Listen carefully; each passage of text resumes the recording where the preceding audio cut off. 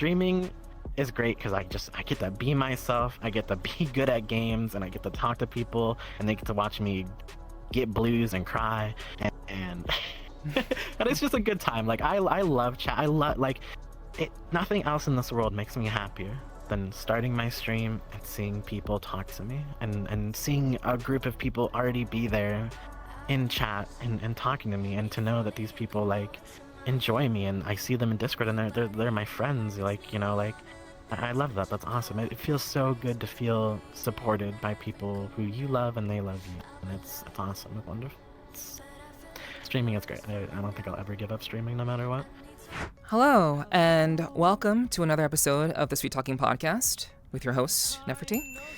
Before we get started introducing our guests this evening, we're going to go ahead and just thank you all so much for your support. Thank you very much for tuning in and for watching my content both on YouTube and if you're watching this live on Twitch.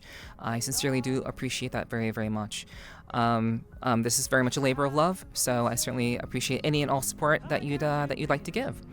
And in terms of support, I want to kind of briefly thank those of you who have been supporting me over on Patreon, patreon.com/Nepherti, who basically enable me to empower me to continue to do what I do. A lot of you guys get that free content over there, so I really do appreciate all of you, especially those of you in the Snuggle and Uwu tier. Thank you so much for your support over there. You guys really make a difference in the content that I make on YouTube as well as here on Twitch. So I don't want to spend a whole lot of time advertising myself. You can check that out. I'll mention it later at the end of the stream. But enough with that. We're going to go ahead and get into tonight's podcast. So tonight, for episode 58, we do have another lovely guest, another member of the VRChat community. And that person is Miss Meow. So, yeah. It's great to have you here. Thank you so much for agreeing to be on with me. I really do appreciate you taking the time. Great. Thanks for having me. Yeah. I know a lot of people have been kind of wanting this to happen, us to have a conversation. I think, between our communities, we kind of share a number of people.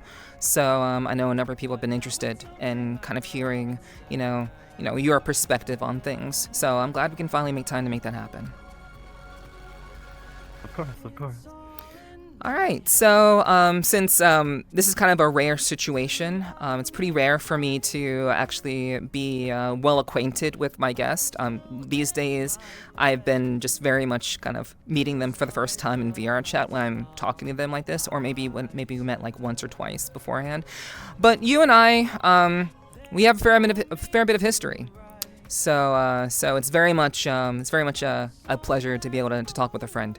I don't really need to icebreaker with you because we've had plenty of icebreakers over the course of like our time knowing each other, which has been somewhere in the vein of like it's like a year and a half, something like that. Roughly, yeah. Yeah. A year and a half. Yeah. So yeah. Let's go ahead and jump into like a very, very basic question I like to start off with the podcast. So if you had to introduce yourself to anyone who didn't know who you were, how would you go about describing yourself? And obviously, let's say you only have a minute or two. So keep it brief, but how would you describe who is Miss Meow? That's a good question, actually. I'm a pretty chaotic, hectic person, but at the same time very well thought out, I suppose. It's definitely a roller coaster getting to know me and knowing who I am and stuff like that. But I would describe myself as like elegantly chaotic and spontaneously creative, I suppose. I don't know how else I would really word that, but... Okay. I mean, that's perfectly fine. However you would describe yourself to a person, that's all that matters. Like, I'm not here to judge your description of yourself. Like, come on now, it's not gonna happen. I just never really thought about it. So, yeah. So I guess, how did you come up with the name Miss Meow? How did you land on that? I know on Twitch, Your username is Miss Meow VR. We'll talk about that in a little bit, but how did you kind of settle on the name Miss Meow when you were, I guess, first getting started with everything? Well, Miss Meow comes from a series of names that I've had over the past, because I've been playing games and been on the internet for literally my whole life. And long time ago, I used to go by Admiral Meow, and that was my handle for a very long time, up until I started playing VRChat. The moment I started playing VRChat, I switched from Admiral Meow to Mr. Meow for a while, and then right afterwards, I started going down the VRChat pipeline. I was like, well, Mr. Meow isn't really fitting anymore. Let's go Miss Meow, So I decided to switch over to that name because it sounded way better in my mind. So. Okay. But, yeah. Yeah, I mean that's fair. That's fair. So I suppose I should ask the obvious question. Why Mr. Meow before and why Miss Meow now? What kind of happened with that? Oh, well, I slowly realized I was trans. Playing VRChat was very eye-opening. In my period of time playing it, the more you play it and get, comfortable in a body that, looks how you would want it to look or something like that, it just, the pipeline, I suppose. There's not really much to explain other than that, but Calling it a pipeline is something. well, I mean, you definitely. I mean, it started off as me being a femboy, and of course, VRChat doesn't have a lot of good male models and stuff like that. But I think what was already inside was more or less brought out by VRChat and being able to explore myself with everything that's in here. So yeah, slowly over time, I started feeling a lot more comfortable being who I wanted to be, and so that just led slowly to the name change over time. Okay. I know you mentioned that it was, something that, obviously, I think a lot of people who are trans generally have a sense of that relatively early on. They just don't know how to really put it into words.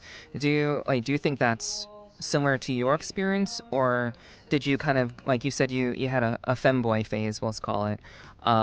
The pipeline, I know what you say when you mean the pipeline. It's like you get into VR chat, you're straight, and then you get into girl avatars because all that's available, and then you become maybe a femboy perhaps, and then perhaps you either stay a femboy or you just kind of graduate to being trans perhaps. But that's not always the case. It's not the case for everybody, of course.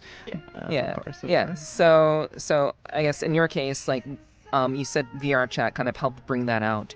So what actually was how long had you been feeling that sense in your own personal life, even before VR chat?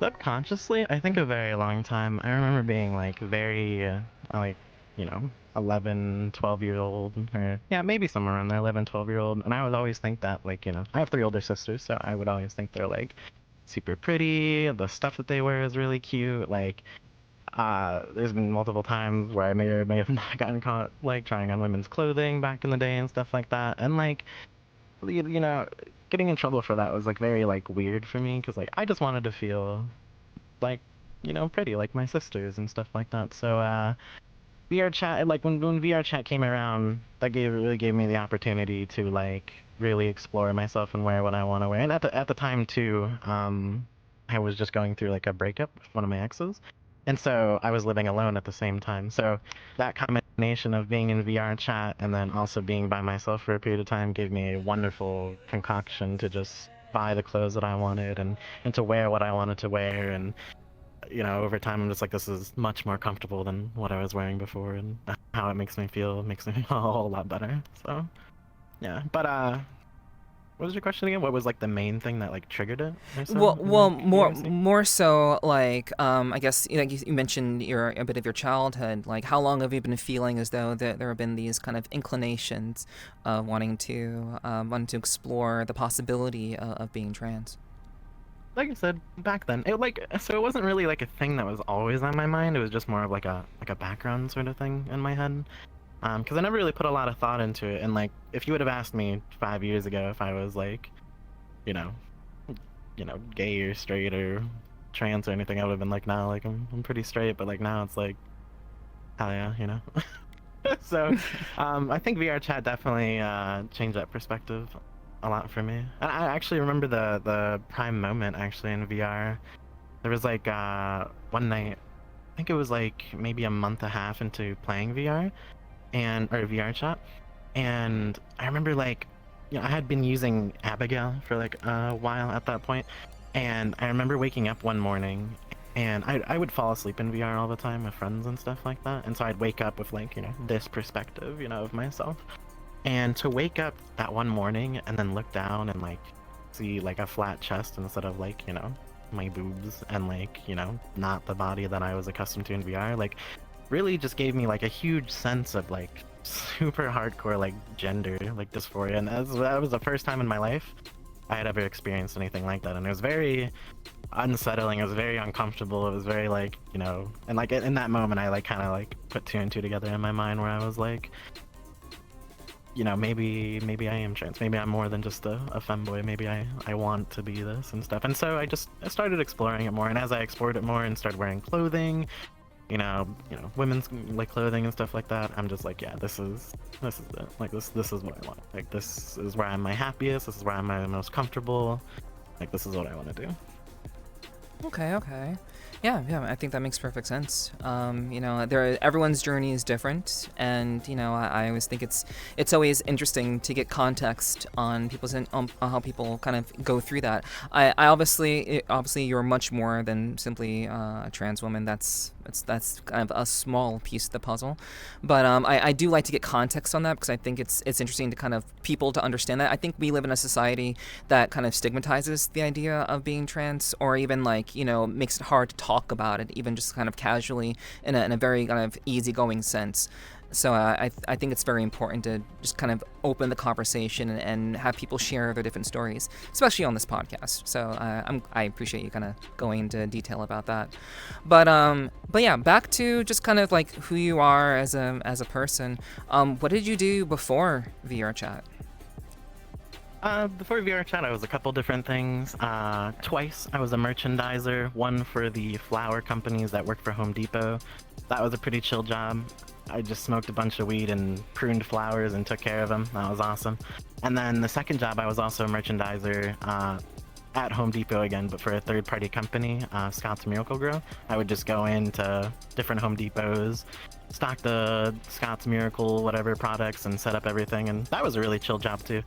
And then after that, I kind of got tired for authority. I didn't really like going to authority or like waking up at like 7 a.m. to go do my job. So I ended up becoming my own photographer. And at the time, I had a really good friend. His name was CJ. And me and him started a photography business together. And during that photography business, we did all sorts of stuff. We did weddings, we did senior photos, private shoots, lingerie shoots. We did all sorts of stuff. And also on the side as well, because as I was getting started, obviously you need like some sort of additional income. I was also a school photographer for a company called Life Touch. And we'd go around and do school photography photos for school IDs and yearbooks and stuff like that. Oh, wow. Okay. See, like, I knew you're a photographer, but I didn't know, like, you had done, like, school photos and everything. Like, I knew it was very varied, yeah. But I hadn't gotten the details on that. But that's really cool. Yeah, so what exactly caused you to kind of move away from photography? Actually, I'll ask you that later. But I want to kind of focus on more so on just like you as a person. Obviously that is part of that, but we'll talk about that later. How did you kind of settle on this particular look? Like you said, you've been using Abigail for a fair bit of time. How did you settle on this particular identity for yourself in VRChat? That's it's not too interesting a story, but when I first started playing VRChat, I used a different model. I can't remember for the life of me what it's called, but I wanted like something that felt special to myself at the time, and this was back in 2019, like 2020 almost, and Casual and I were looking around for stuff, and I ended up finding Abigail, and I was like, wow, like I really like the look of that. And so we got it, and Casual helped me set it all up, because at the time Casual knew a lot more about Unity and Blender than I did, so he very much helped me set it all up, and then I just became Abigail, and for a while I was rocking the original Abigail, and then we started getting into like customizing stuff. Like Casual started doing her own avatars and stuff, so I started getting into that well with her help. And slowly over time, I just started changing stuff about it. And now, like, in terms of Abigail, like, the only thing Abigail about me right now is my head and my hair. The rest of it's all completely different from what it once used to be. But I really like Abigail. I think they're super cute. I think they fit really well between Western and booth models. You know, they're not too realistic, and they're also not too crazy anime. And I like that a lot. I like it. I like the face, too. I like the hair. Very nice. I think it suits me very well. Yeah, hell yeah. I think it's really interesting that you kind of, it seems, from your story, it seems like you kind of settled on your look relatively quickly, relatively soon in your exploration of VRChat, because like I think a lot of people, I mean, at least in my experience, people tend to hop around different avatars. It's hard for them to kind of find something that really speaks to them, that really kind of embodies the kind of image that they want to put out to people.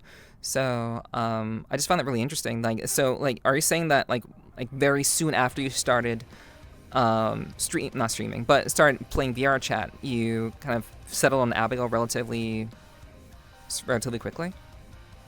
Well, yeah, there was two different reasons. One, the main and foremost reason is just because I love this avatar. I thought, you know, at the time, and I still think it now, it's very pretty. Like, I love the way it looks and stuff like that. But also when Casual and I started CasualMeow VR back in the day, a big focus for me and what I was looking at, because I was looking at just like, me and Casual hadn't started streaming yet. We were just making other content. And when I was thinking about all that, I was thinking, well, you have people like Iron Mouse, you have people like Bebe, like a bunch of other VTubers. They have a specific look, all with different outfits. And if you want a very strong brand or a very strong like association with yourself, it's probably best not to change as much, change in minuscule ways. And so I thought, I really like this, so I'm just gonna keep rolling with it because this is who I am. Like, and at that point too, I had spent enough time in this avatar that so there was a point in time where when I changed bodies from the original Abigail to the new Zenfit body, it felt weird for me. It was another sense of body dysmorphia that I had, because I wasn't sure if I would even like my new body that I put on here. And it took me like a couple months just to even get used to it, but I ended up loving it. It's, you know, an amazing change. But yeah, so it was both those reasons. I just stuck with it. Okay. Yeah, that makes perfect sense to me. Like, I so much want to talk about the brand aspect, but I think that should be saved for later on when we're getting into like the streaming aspect of things. Like more so with regards to you, I think I will ask you about photography, because I know that's like part of like what you did before like VRChat, and it's, you know, it's a part of what you find very interesting. So what kind of got you away from photography? Like, what, like, were you successful? Was it going well? And what kind of happened with that? It was going really well. The most money I had ever made in my life was doing photography. Weddings were like really good, like senior photos were always good, and then you'd always have like those lingerie offshoots, and that was good, you know. So, but what ended up happening was, in the middle of all that, I had moved into a loft with my ex-girlfriend at the time, and then my ex-girlfriend broke up with me, and then right afterwards, COVID hit. And as COVID hit, everyone was afraid to go out, everyone was afraid to get sick, everyone was afraid to even schedule everything. So, you know, obviously a photography where you have to be near people, you have to take pictures, you have to go meet up, you have to go in public, stuff like that. Everything just kind of crashed, and I thought, like, you know, maybe it would pick back up, but COVID lasted such an incredibly long time that it was just, towards the end I started running out of money. I couldn't like start to live where I wanted to live. Like, places were rising in rent because they knew everyone was staying at home all the time, so like my rent went from 1,200 to like 1,700, 1,800. It wasn't feasible to live there anymore. And like same with the school stuff too. Like, the schools kept going, but like There was mask regulations, which was like fine, you know. But then like we could go to a school and in like 3 to 4 hours take pictures of the entire school, but with the mask and the 7 foot regulation stuff, um, it would take us all day. It would take us, you know, from here to like sometimes almost like after school, like 4 p.m. and it was like a whole day. And that doesn't even include like going there, setting up, and then breaking everything down, which took about an hour too. So if I had to be at school by 7, I would have to wake up at 5, drive there by 6, because sometimes they'd send me like an hour away, set everything up, and then do all. And it was just not worth it. And the pay was not that well either too. So it just, yeah. So everything kind of crumbled right there, and that led to me trying to find alternate means of income. Okay, yeah, that makes... Unfortunately, I had to give Yeah. up that dream, but Yeah. I might go back to it eventually. Who knows?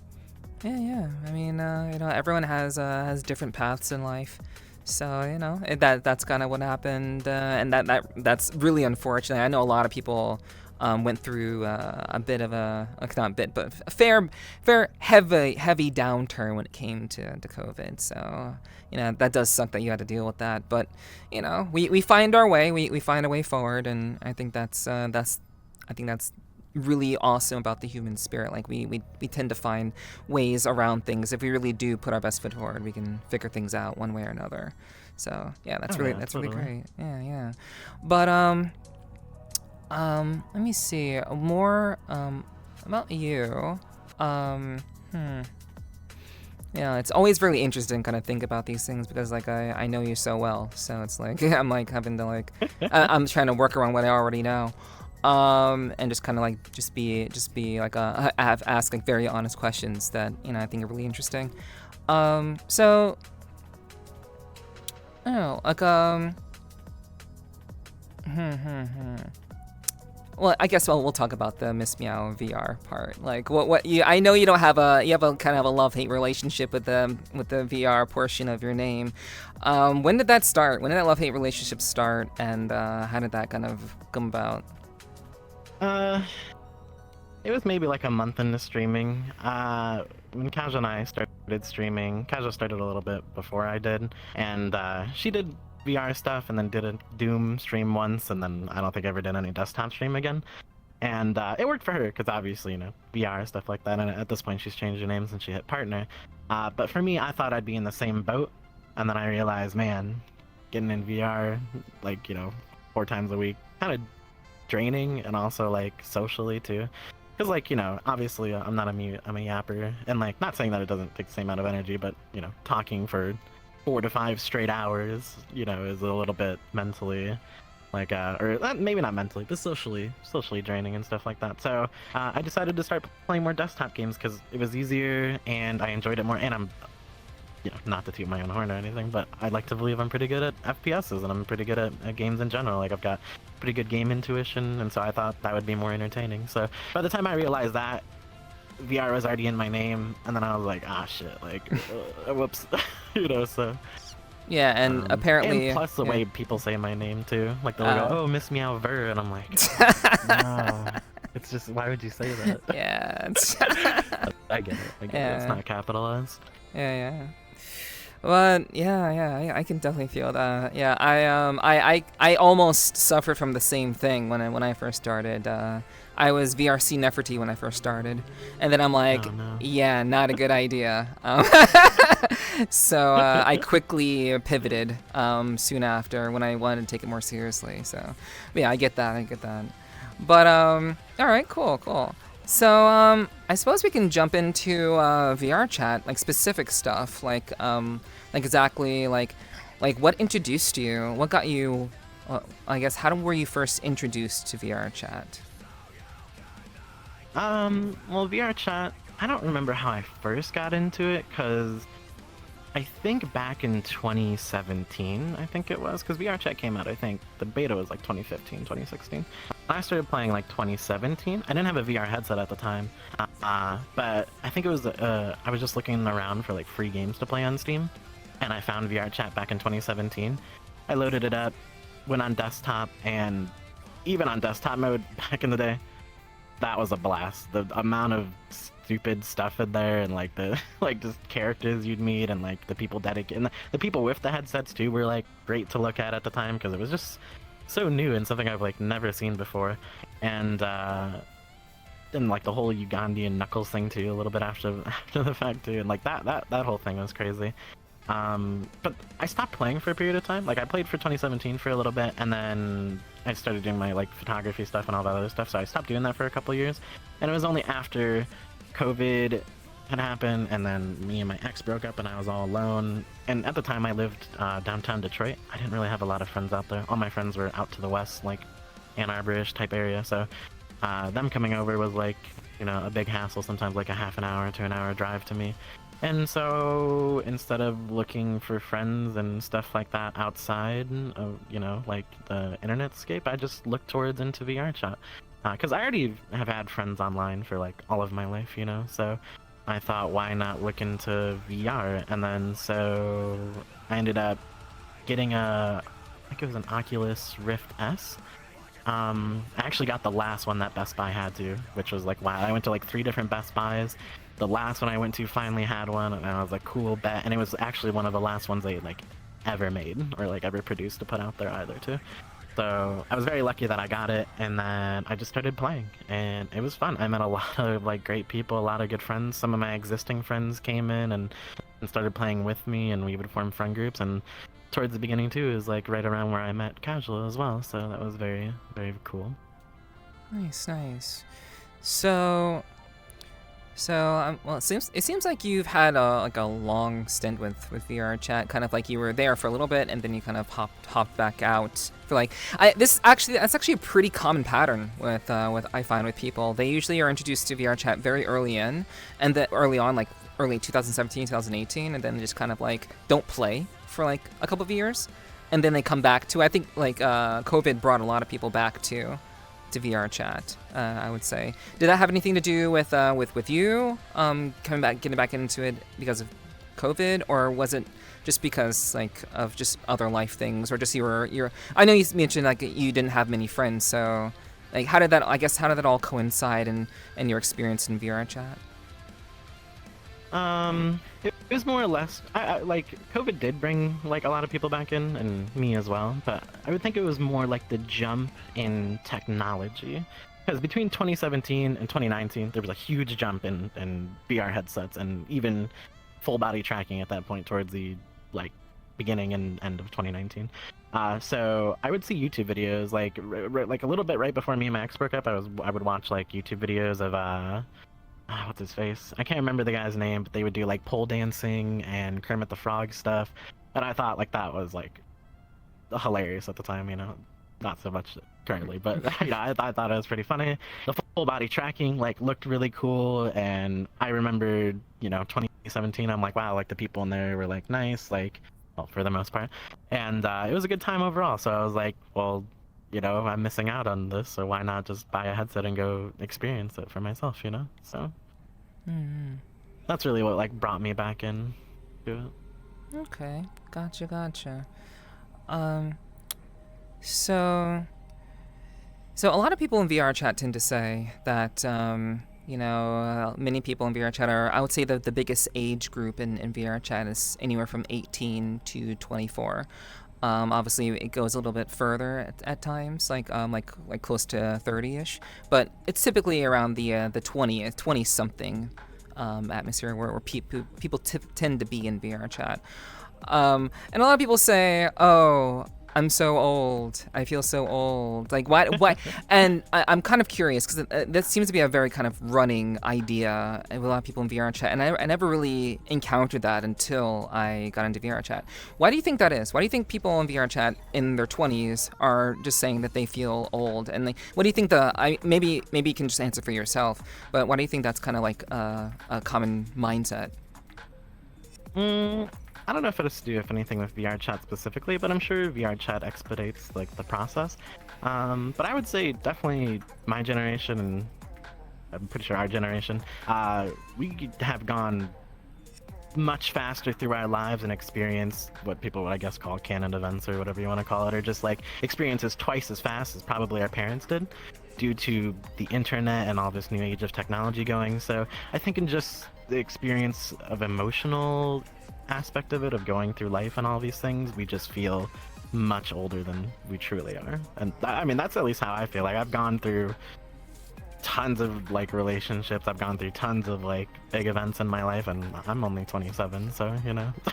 I guess I'm almost 30, but it's crazy to think about how much I've gone through in my life and what I've done and the experiences that I've had, even though still being so young. Like, when my dad used to tell me stories about himself, or like my mom, like they did half the stuff that I've done in you know, their full lifetime than I've done in my third of it. So yeah, I mean, I do. I think that might be the case. Yeah, I agree. Like, I think there's definitely a sense of just a rapid increase in experiences that one has, and when it comes to being in the online space, especially in VR.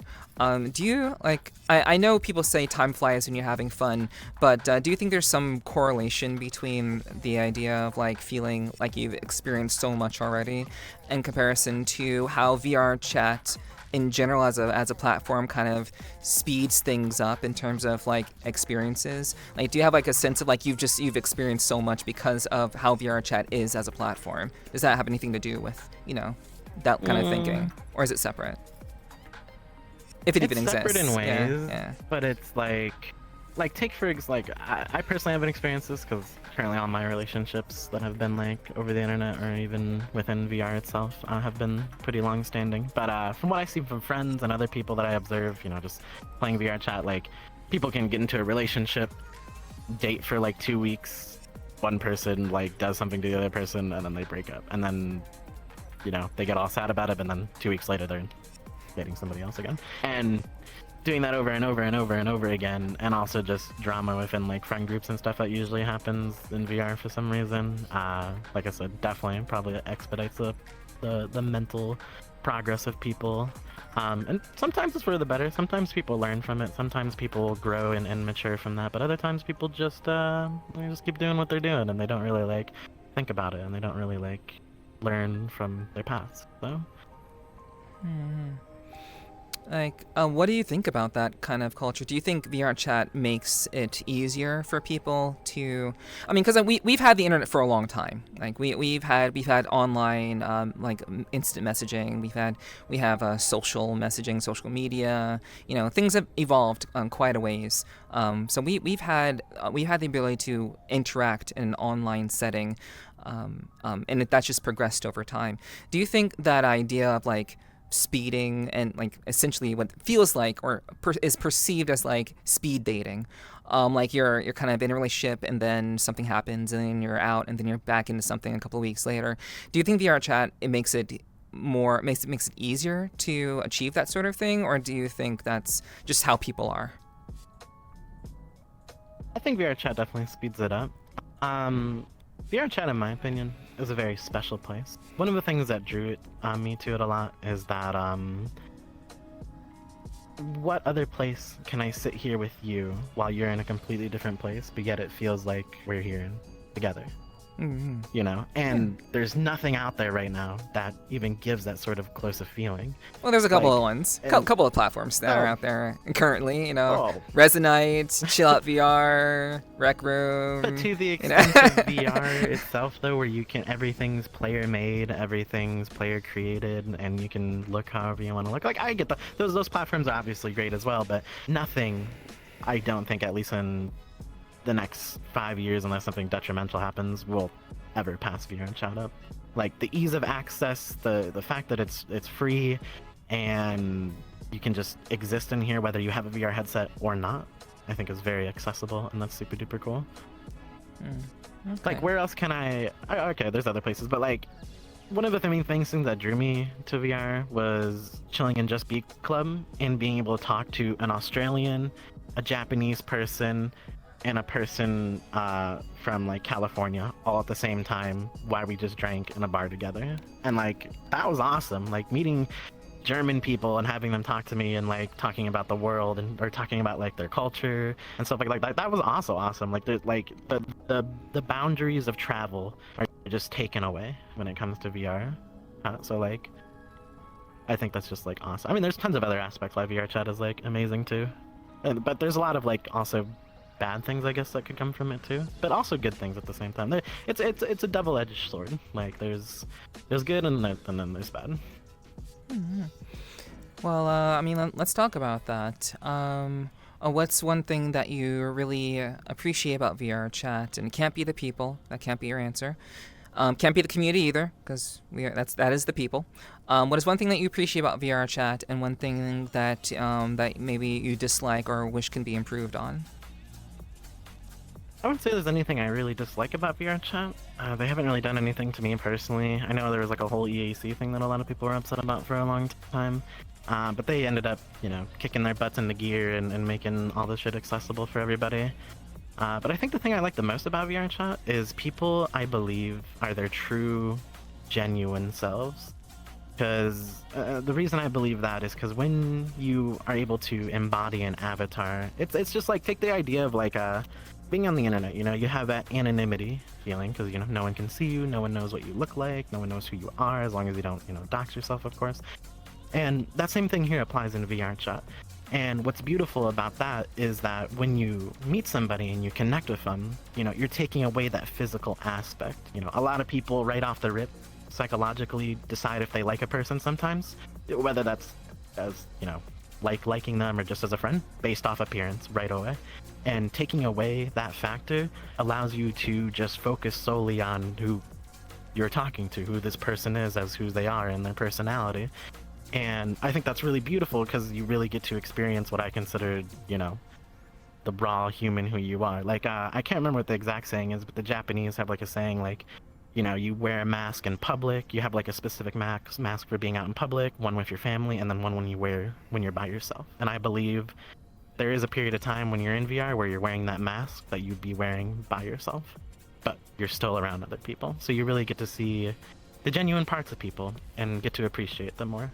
And that's a good thing because the connections you make are very strong. That's why a lot of people in VRChat feel so strongly about each other. That's why I believe head patting and face rubs are so socially acceptable upon meeting somebody, and it just takes away that aspect of just, I guess, attractiveness and stuff like that. So it's nice, but at the same time can be bad because, like I was saying, people fall in love very easily, people get attached very easily, and that's not a good thing either. So I think that's what I like most about VRChat is just it lets you explore like tons of stuff about yourself and lets you really experiment with it. So I like that. Okay. So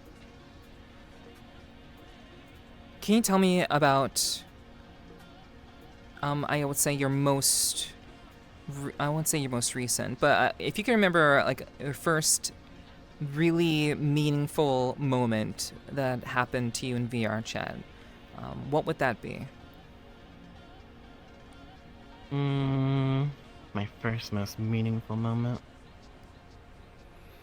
I think it was with Casual. Casual took me to a very nice world one day when we were getting to know each other, and I think it was like I forgot what it's called. It's called like Yaoi Starfield or something like that. I have it saved in my favorites list. Yaoi Starfield. Yeah. And she took me there because it was a very special place for her. And we kind of just sat down and laid down and looked at the stars, and I watched a whale go across, and it was very calming. It was the first time, I felt like Casual ever opened up to me as a person, because the whole time I knew Casual, she was a very private individual, very just, person who didn't really like interact with a lot of people. So for that to happen at the time it was very nice. It was very meaningful to me. I felt very at ease, and very nice. Oh yeah, it's pretty sweet. Like there definitely is like VRChat is most definitely socially inclined, and I think a lot of the experiences that we have here tend to. I think they will stay with us as long as any other important moment in IRL will. They're still, it's still a part of us, still a part of like who we are. and like when it comes to like the ideas of like attraction in VR and VRC, we all know everyone in VRChat is hot. Everyone generally is, unless you're memeing, you're hot, in most cases. So, how do you think that idea affects how people interact in VRChat, and do you have any personal experiences with that, with perhaps people just kind of focusing on, the avatar that they see rather than perhaps the person inside? Well, like I said before, that goes hand in hand with what I said about the whole being attracted to people without like really getting to like know them right off the rip. I think by default, VRChat's a very sexualized game to an extent.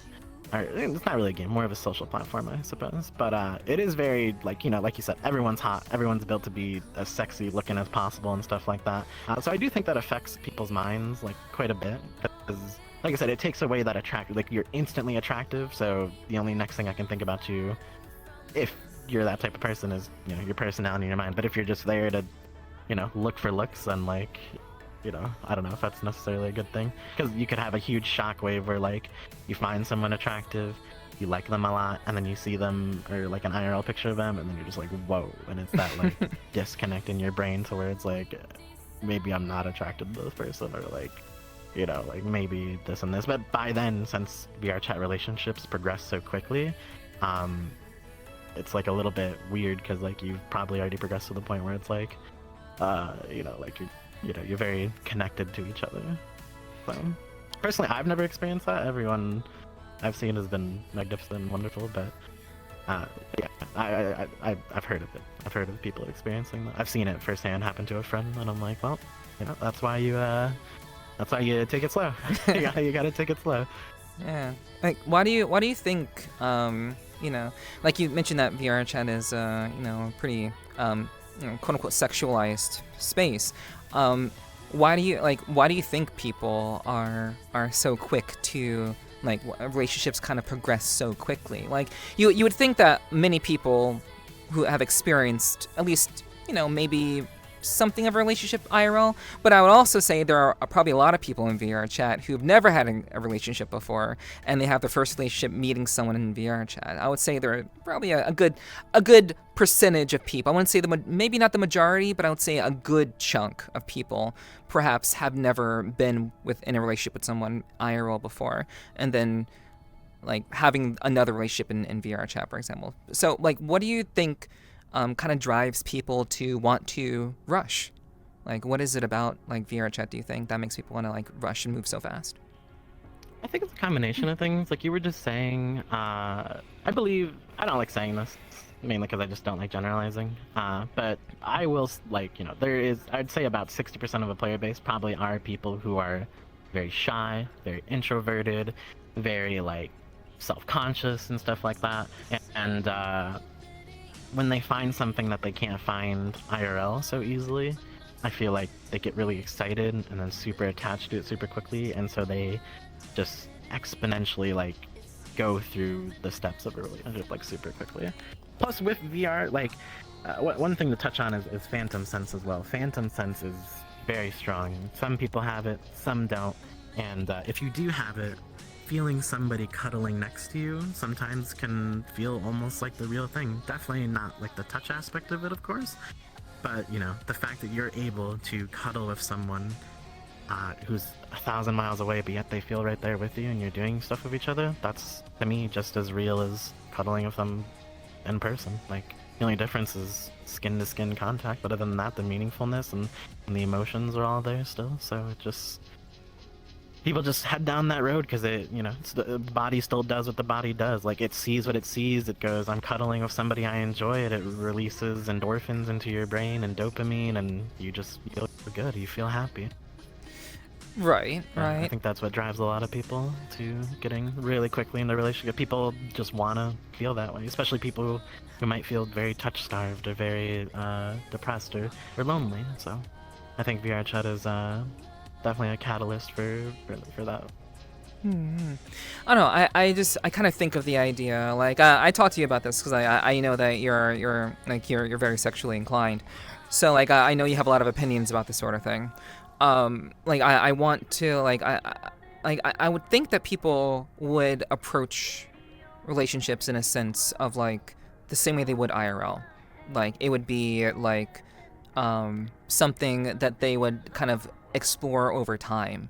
Like there would be. I don't think there's a impulse to rush in IRL.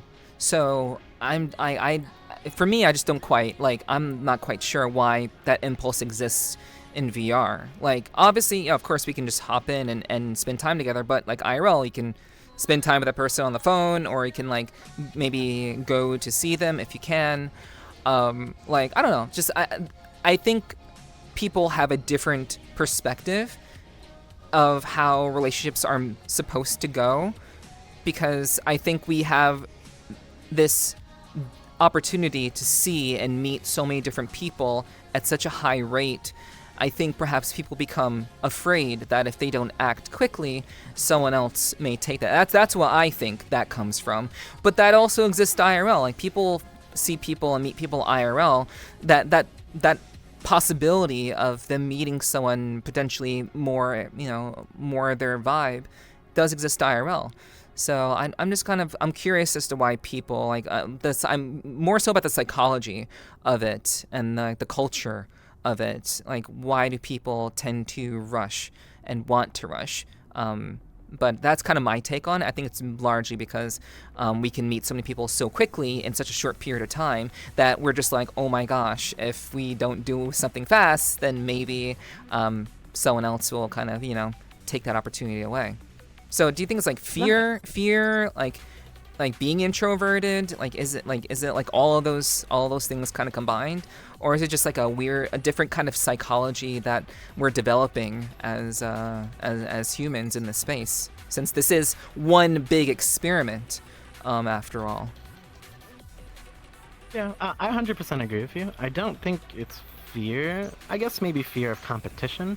Because like we were just talking about, everyone in VRChat is hot on appearance. And, not everyone is that way IRL. That's just the reality of it. Plus, IRL, people go to sleep, they go to bed, they're not staying up late night meeting new people, stuff like that. But in VR, that's the complete opposite. Everyone's hot. Everyone's meeting everybody all the time. And, I'm desensitized to it now because of like what I do and how sexual of a person I am. But, when I first started playing VRChat, how you're hot, like, sheesh, like, oh my god, like you turned me on, like this and this, and for the average person who probably in VRChat doesn't like have a lot of like ERP stuff like that, it's just like they just feel like competitive. Like if they like someone, I guarantee you they're going to be like, I need to be with this person right away, or like you said, someone else will take that opportunity to do so. And so I feel like that's why they're like that. And I think a lot of jealousy could also arise from it too, because like I've heard tons and tons of stories of people getting jealous within VRChat, because they see someone else spending time with somebody who they adore and who they love. So yeah, and the casualness of it. Like it's very very like the idea of like, I guess you can kind of find someone attractive and just kind of like like very like easily just like spend time with them in that way. I think it's very very, it's a different kind of approach that most people don't get a chance to experience at such a high rate in IRL. I do think that VR is, well, at least VRChat as a culture, very much is. I think it's going to have some significant effects on our psychology and how humans think and how they kind of carry themselves in the future. I do think, like, I actually hope that VRChat and like what we are doing, what we've kind of established, like the culture that's been built over time, will be studied in the future, because like this is this sort of human, sort of social interaction, we've only been doing it through text or through voice, and we have text, voice, and some physical form. So I think this is like the next stage of social interaction. Like, how do you kind of perceive VR in that sense, or VRChat, as like the kind of the next stage of human interaction? I believe VR is definitely for sure a part of the future. I wouldn't say it would be a really big part of the future, but it will be just the same as technology has grown on people. You know, you look back 20 years ago, people are saying personal computers are going to be like a niche thing. Few people are going to have them, and now mostly everybody has them. Dude, whether that's on the lower end of like a shitty Chromebook or like high-end PC users and stuff like that. But it just depends how things go. Like, recently one thing I saw was a lot of like big journalism companies, like fuck, what's it called? Like the New York Post or whatever, and stuff like that. When they report on VR, they report on everything but VRChat itself. Like I remember, and one thing I remember being like super upset about some of these companies is that they were reporting on Facebook's metaverse. Yeah. And how Mark Zuckerberg was like, oh, it's so hard to do legs and it's so hard to do this, but VRChat has existed longer than they have and we have full body. And it's just, I feel like they're just either afraid or they're just like being paid to like suppress the success of VRChat. So it just depends. It depends how the media covers it. I think VRChat, for what it's worth, like, because VRChat usually in the news only gets bad publicity when it comes to like, we had a news story not too long ago about like, a guy coming to meet some person that was underage, and it just happened to be through VRChat and other stuff. But, through word of mouth and YouTube videos and stuff, I think VRChat has done a phenomenal job at like, the player base that we have. The fact that we have around like 50,000 people who play almost every day in a game where there's no objective and you just talk and socialize with people, that's really good. That's more than most dying MMOs have, or even some like games that are multiplayer have. And I think that's incredible. I think that's awesome. So as long as we keep going down that direction and we keep spreading word of mouth and then showing people these amazing experiences, I'm sure VRChat will grow exponentially. Like when I showed my dad VR, he thought it was the craziest, coolest thing he's ever seen. He was like, this reminds me of like Lawnmower Man or something like that, or some movie having to do with like VR. And I'm like, yeah, like it's not exactly like that, but yeah. And he's like, all the anime girls are cool. He's never seen anime in his life, so when he saw that, he's like, oh my goodness, holy. That is the natural male response to hot females. Yeah, I would agree. Yeah, it's just kind of how it goes. But it could also be a detriment though too, because VRChat does get a lot of flack from people. Well, what we would perceive as like, what some people call normies, but just regular people that VRChat is very just a goonerish type game. Like they relate us a lot to like Zenless Zone Zero or stuff like that, just because of like the sexualness of certain avatars and stuff like that. I mean, so that's bad, but I mean, I agree with you on that. Like there's people may start to like talk shit about that, but I also think that gaming has proven that if you make attractive characters in a game, people are going to buy the game. And I think people who see VRChat and they see, obviously, I think most people see the memes and stuff. They either see the memes or they see the mutes. It's one or the other. It's either they're seeing some sort of like group like group instance, like they're just hanging out and doing whatever, or people are memeing and doing silly things. So like that's most people's first interaction with VRChat. So I wouldn't exactly say that the fact that we look I wouldn't say we look hypersexualized. I would say that like, most women would want to look like this, and most guys want to be with a woman who looks like the way that we look. So I don't think that that's a detriment to VRChat's like reputation as a whole, because there are tons of games like Stellar Blade, Zenless Zone Zero, the majority of gacha games really, that guys buy games typically to like blow shit up and to like kick ass, and then they also buy games because the girls are hot. So I think that it actually works in VRChat's favor to kind of bring people in, as there are many games that have kind of proven that. Well, See, that is true, but that's only true for the people who are familiar with technology and the people who are familiar with VR and gaming. When you think of VR and you think of expanding VR, you want to get like the what Facebook's trying to do is they're trying to get everybody to use VR. The your grandma, normies. your aunt, like Ugh. people who aren't regularly associated with technology. So, sure, that's fine for them, but when you present this sort of thing, and especially like this here. Fine, but there's tons of YouTubers who always make hour-long videos about, like the dangers of VRChat or like the dark sketchy side, the dark side of VRChat. And when people find that on YouTube, because that's the most place that normal people will probably find that sort of stuff, that's their first impression. And in my opinion, first impressions are really everything. That is seeing that will be their first idea of what they believe VR is. And that is not a good first. Not saying that's everything, because obviously people who play VRChat slowly get filtered. Like you said, people see the memes, people see other types of content, and then they usually go to the Black Cat or a couple other worlds, and then that slowly filters them out. That's why the whole meme of oh man, the Black Cat, the Black Cat's a beautiful world, but it does have a lot of trolls there. The density of trolls and people who meme and people who are just dicking around or being some sort of annoying are there, but if you go to other worlds, they're not, because that's just the filter for it, in my opinion. People who genuinely like the game and care about it will eventually get VR, and they'll eventually go and they'll explore other worlds, and they'll find friend groups, they'll join groups and just have a good time.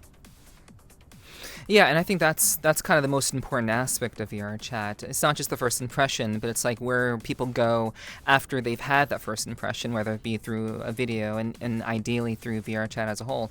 How do you think I know you and I have been in VRChat for a very long time, so I mean you've been in VRChat longer than I have, but I've seen probably about the same as much as you have. Maybe a similar level of knowledge as you, but I'm not sure. Maybe not. Who knows? My point is, what do you think about the entry level experience that people have? Like you mentioned, people go to the Black Hat. Usually they end up there, and that's kind of how they first experience social interactions in VRChat. How well do you think groups are working? Do you think that groups are effective? I know that the VRChat homeworld has a lot of different portals that lead to different places, but the thing is they're all publics, I would imagine. They're all public places that those portals lead. So they're going to encounter different kinds of people. But for a lot of people, that could be the difference between them staying or going. But apparently, because our numbers are growing, VRChat's numbers are growing, people are sticking around. So I guess what are your thoughts about how people first, how should people first, go about getting to know VRChat and understanding VRChat and socializing in VRChat? Do you have any thoughts about that? Maybe in regards to your own first experience in VRChat? Well, my own first experience was very different from what you would probably experience today, since I started back in 2017, and even when I was reintroduced to it in 2019, I found myself first in an FBT heaven watching some people do some crazy dances and stuff like that. So, dances. It just depends. Yeah. I would say it's a 50-50. Some people will either really enjoy VRChat because they'll have a really good experience and it will be great and wonderful, and they'll be like, man, tomorrow, I've met people who play it for a day and they're like, I'm getting a headset tomorrow, and then 2 weeks they're like, I'm getting full body, and it's just zooms because they enjoy it so much. But then there's other people who get on and trolls and stuff, and they just get called a bunch of racist stuff, and then it just goes downhill for them, and they're like, yeah, I'm not interested in that. But whenever I recommend VRChat to someone, I always say visit 3 places. Visit the Black Cat first, visit the Great Pug, because that's a much better group of people there who actually just talk, and the Great Pug's a classic world as well. And then go to a random world that you really like that has people in it and see how it is. Because I feel like those are 3 different social groups and 3 different social pools to dip into, and you really get a sense of what VRChat can be like. Because if you're a person who doesn't have a lot of friends right off the rip, that's what you're going to be doing. You're going to be group hopping and portal hopping from each world to world. And I think that gives you a better idea of what the people of VRChat are like. As for the group system in VRChat, I can't really comment on that, truthfully, mainly because I can't have a new player experience, you know? I have my own group, of course, but I've never actually used the group feature to look for groups that I might be a part of, or want to be a part of, because every group I've ever been a part of, I've heard from, like, a close friend, because I'm so ingrained within the VRChat society already, so... But I would like to think that it might help from what I read on Reddit sometimes, on the VRChat subreddit, and also when on the rare occasion I do ask somebody, they say like they've joined groups based off. I've heard a lot of people joining. I think the most popular groups are military sims, like the more like I don't want to say nerdy, but like Warhammer 40k and like the jet flying ones and stuff. And they're wonderful communities. Like my one friend who joined one of the jet fighter communities, they even host like a crazy amount of events. They have like ranks. They take it pretty seriously. You have to read up on a bunch of stuff. They actually have like a week where they go flying. They host competitions and stuff like that. I'm like, that's really cool. Like, that's super awesome. Like, I feel like the main portion of VRChat was built for something like that, to foster these like wonderful communities like that. Like, that's awesome. There's no other place where you can do that. Well, resonate other place, but you know what I mean. Yeah. Okay. Cool. Yeah. So we briefly talked about Phantom Sense. How do you understand Phantom Sense as a concept that some people have, some people don't, some people kind of have it? Like I've talked about this before. Like my Phantom Sense can only be activated through substances, we'll say. Like how do you kind of understand that as a concept, and kind of in the sense of VRChat being kind of a person's first realization of that sort of thing?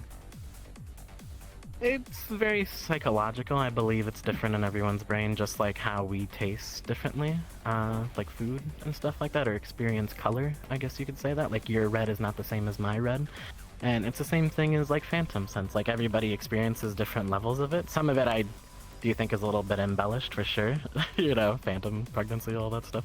But not like for me at least, like I felt it within a month of using VRChat. Like, and it grows stronger if the people that you know too. Like if some random person were to touch me, I'd feel it. But like, if one of my friends were to, like, I can really. It feels like a soft, warm heat.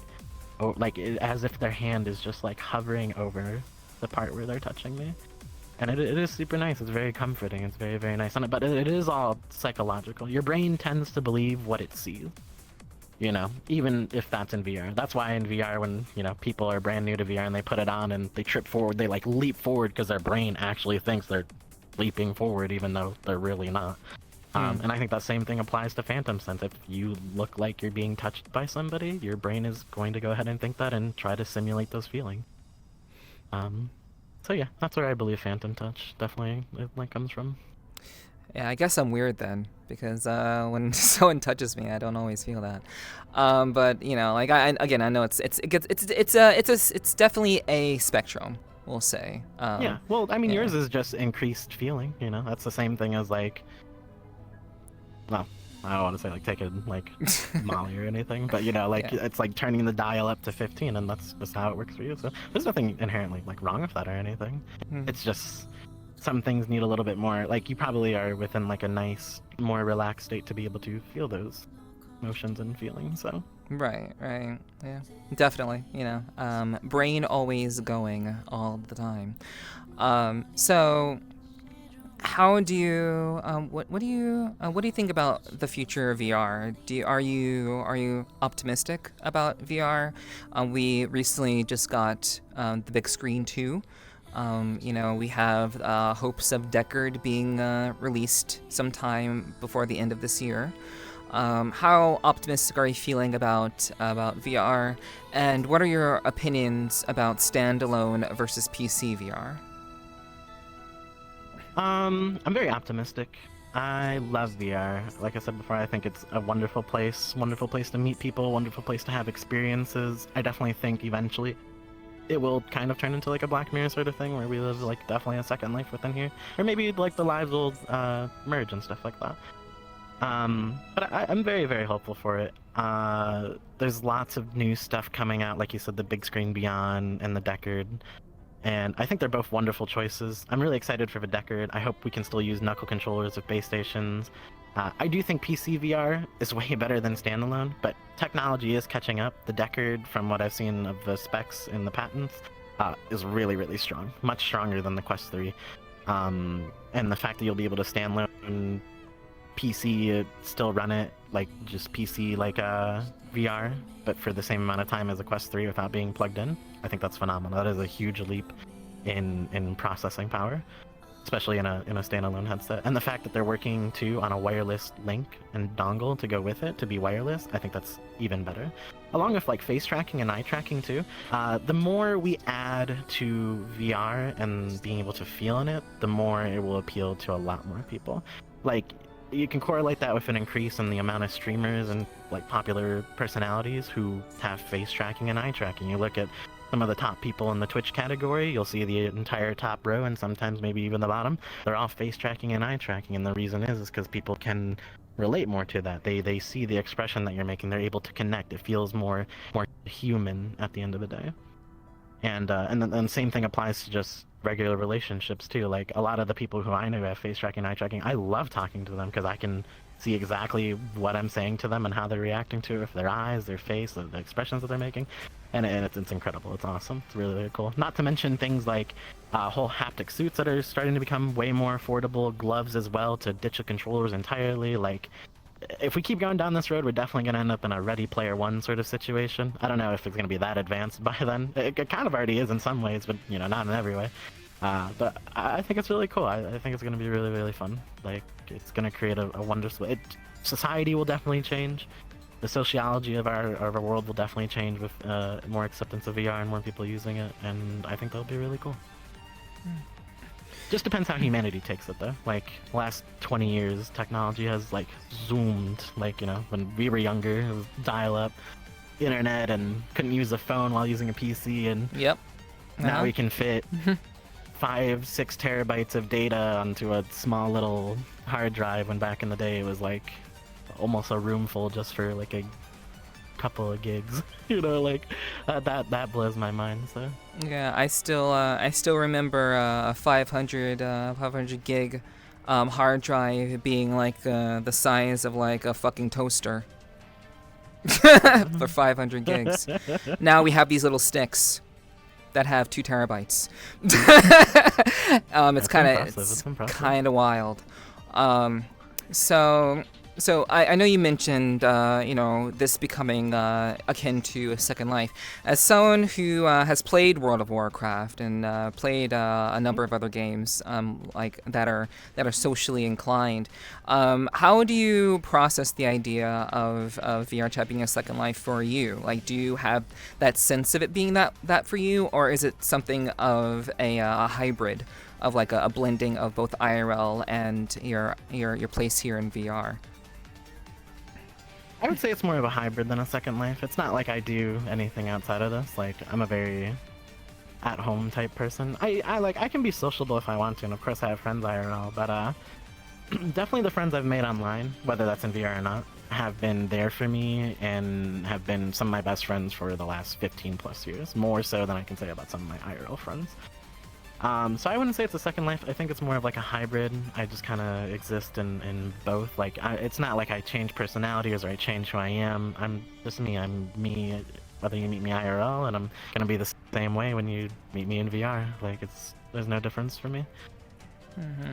And was that still the case even back when you were playing MMOs?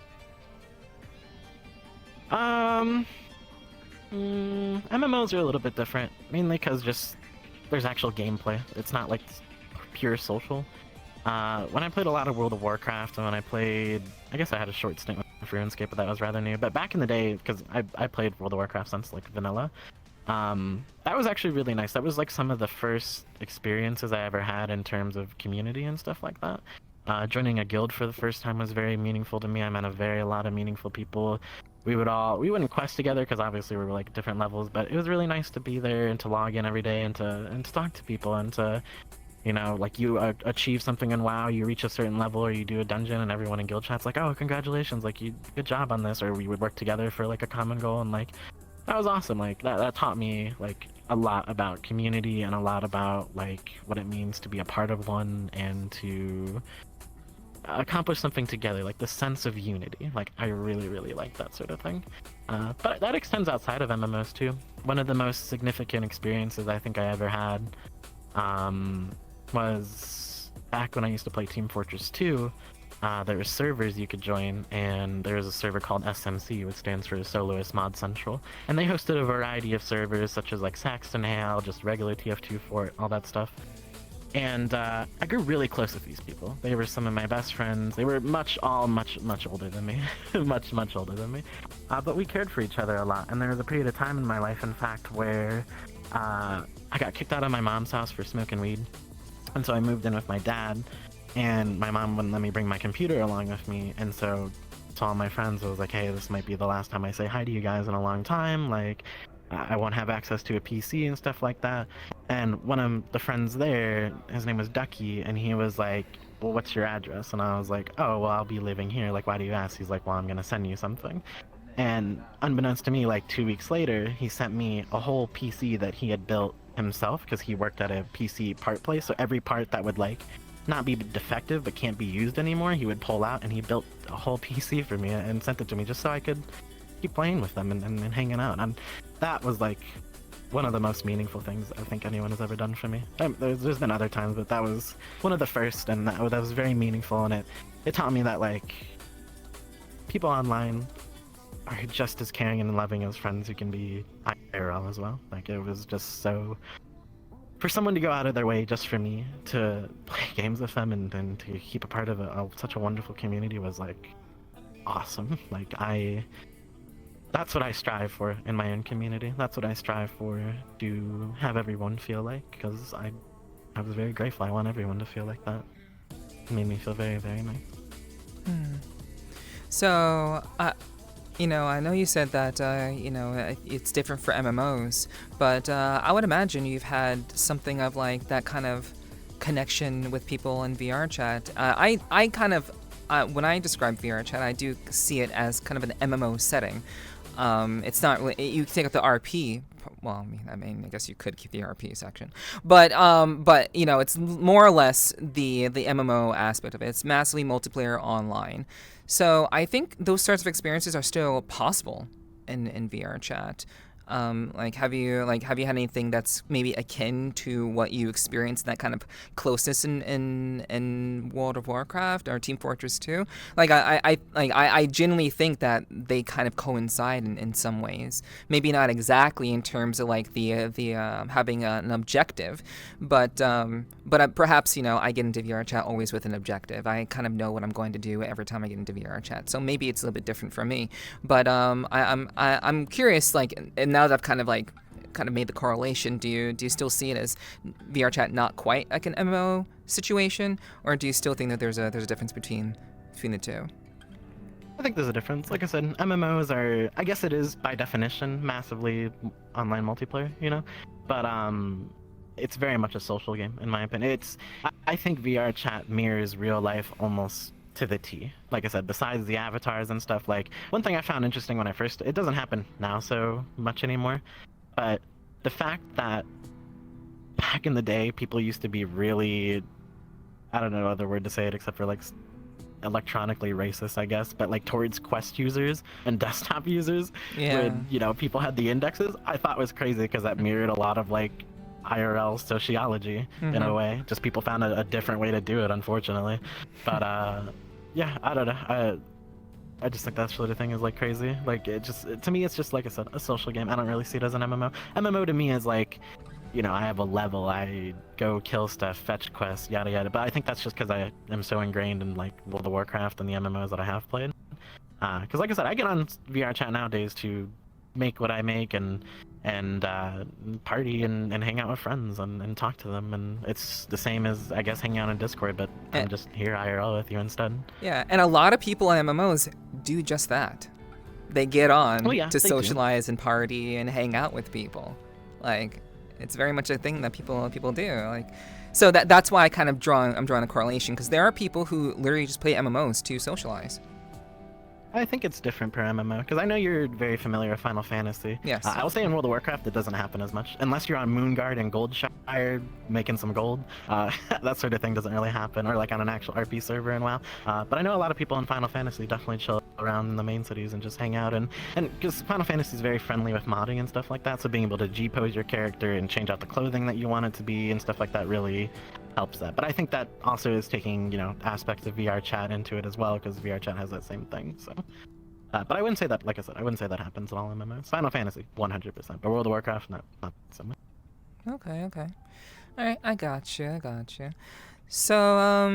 So I guess we can kind of jump into the meat and potatoes. We talked a little about VRChat and your experiences with that, and your thoughts about VR. And I think I always love asking those kinds of questions to my guests. So that's kind of a standard kind of pathway that we take until we get into like the we'll say the core questions about what the person is, what they do in this space, and all things in between. So we'll start with you had a partnership previously, a business partnership, we'll say. That was CasualMeow. And my whole thing with that is like I would like to ask, I guess, how did that come about? And we'll start there. How did that come about? Well, Casual and I met around 2019. OG story for, I guess, those who haven't heard it. But I was hanging out with a bunch of friends, and I was in a world. We were in one of the older Just Be clubs, and I felt like really weird. So I kind of walked away from my friends, and I went outside to the balcony. Was playing beer pong by myself. And then I see this person walk up, and I just drunkenly waved to them, like, hey, like, how are you? And they just waved to me back. They didn't say anything. And I was like, do you want to play some beer pong with me? And they just shook their head, yeah. And I was like, cool, like, let's play some beer pong. And we started playing beer pong with each other, having fun and stuff like that. And then we just slowly became friends over time. And then me and Casual grew very close with each other. We were extremely close. And we eventually started dating at one point for a period of time, and that was really nice. And it was at the time where I had lost my job and I was looking for stuff to do, and I was like, hey, like, would you want to start this with me? Like, would you want to like make like stuff with me like this? And she was like, yeah, like that's something it would be cool to explore. And so that's how CasualMeow VR started. We just started doing that. And I think we had a really, really, really strong like team. Like together as a team, we were really, really good. We both definitely had our pros and cons for sure, but we were definitely a very good team in my opinion. Mm-hmm. So I think it's pretty uncommon for people to kind of partner up in that way. Like that's why I think it's very interesting that was kind of something that you two decided to do. What were the benefits of, like, from a business standpoint of being in a partnership? Like, what were some of the pros? Well, like I said, there were pros and cons. I would say there's definitely more pros though. Being in a business with somebody who you enjoy and you like a lot is kind of difficult at times because you guys disagree upon certain things. But having two people to take on the work of what one person might be doing is incredibly, like, it made it so much easier to like really like get up there. Plus we also got very lucky too because it was during COVID and like everyone was inside and everyone was in VR and looking into it, so I think that's how we like really exploded into like the mainstream stuff like that. So but yeah, no, definitely the workload was halved because it was split between both of us. Yeah, so it just made it much easier. much easier. Casual's work ethic is amazing, wonderful. She puts a lot of hard work into everything she does. I'll say she's not the most social person in the world, but that's where I come in. I'm very social. I'm very outgoing.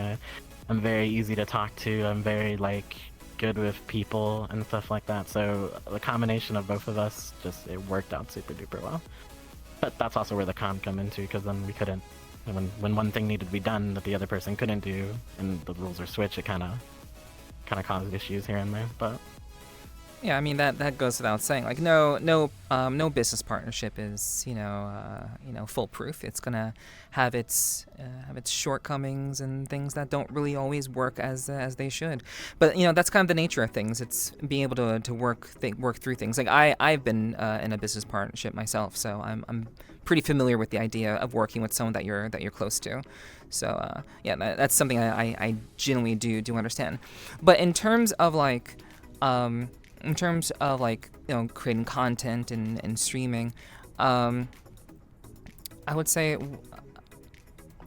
from a business perspective, what would you say was kind of like the most important thing to keep in mind while working together and kind of navigating the difficulties of being in a business partnership to kind of work together and make things work? What would you say is like one of the most important things to keep in mind? Just not letting work interrupt what the relationship that we had, which unfortunately was the case near the end.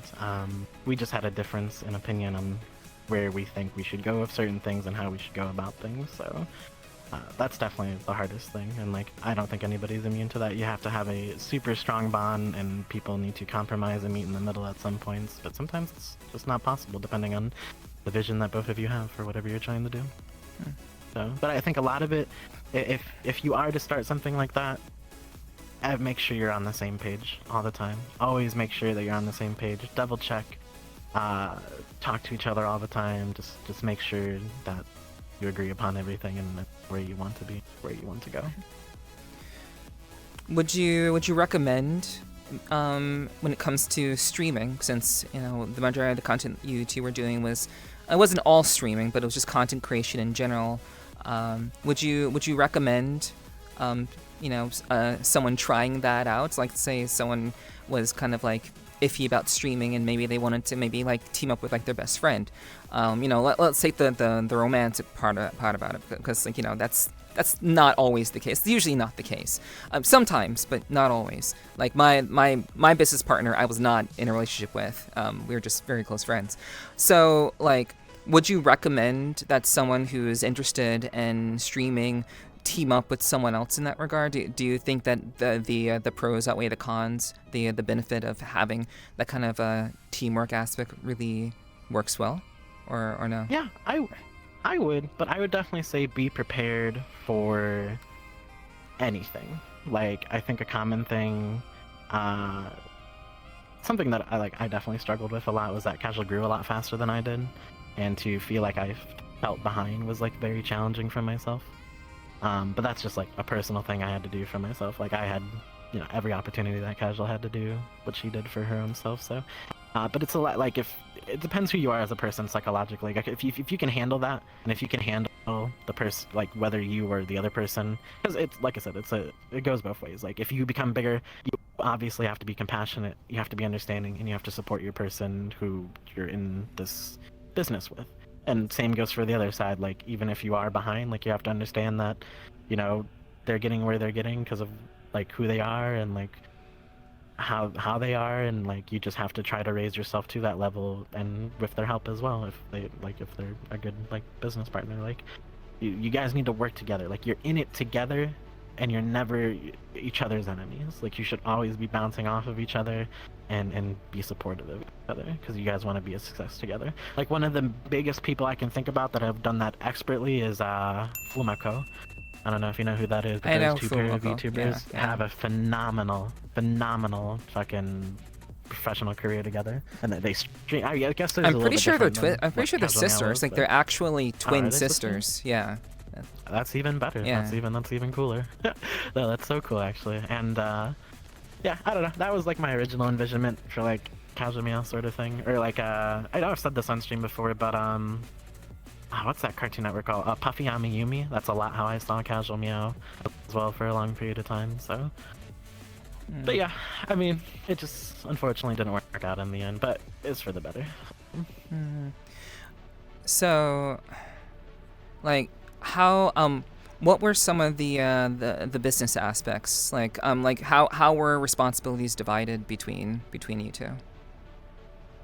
It was even for the most part. We would take turns making videos and doing stuff like that. But obviously, one's better than the other. Like I said earlier, like Casual's work ethic, one of the besides maybe Alexa VR, but Casual is like one of the craziest work ethic people I've ever seen in my life. The quality of her videos and pumping them out all the time is just like.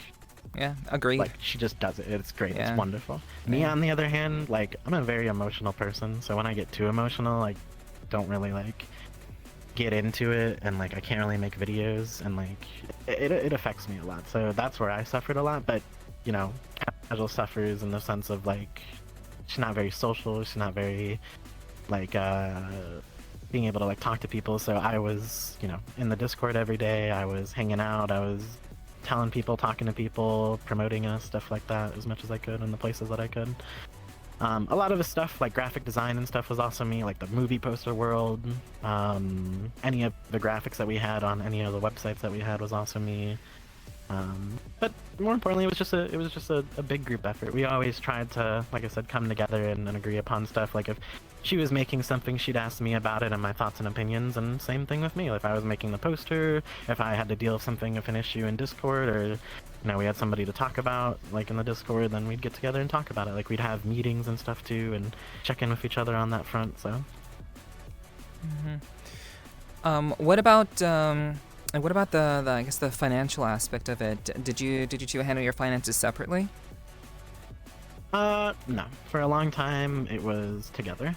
It was split down the middle, up until I started making less content. Then that's where things started getting, like, a little bit rocky. So, that's when, like, the differences started to, like, happen and stuff like that. So, but yeah, for a long time, it was split, because it felt like we both put in a lot of the same amount of effort, whether that was making videos or, the social aspect of it and promoting and stuff like that. Okay. So, I guess a really basic question. The name.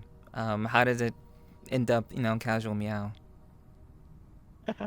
I can't go too much into detail about that because I don't think Casual would want me to like talk about that too much. But it took me let's just say it took me a very, very long time to convince Casual to use like our names in it. Casual is a very like, I wouldn't say guarded person, but she's a very personal person, and a lot of people are. You yourself even are like a very personal person as well.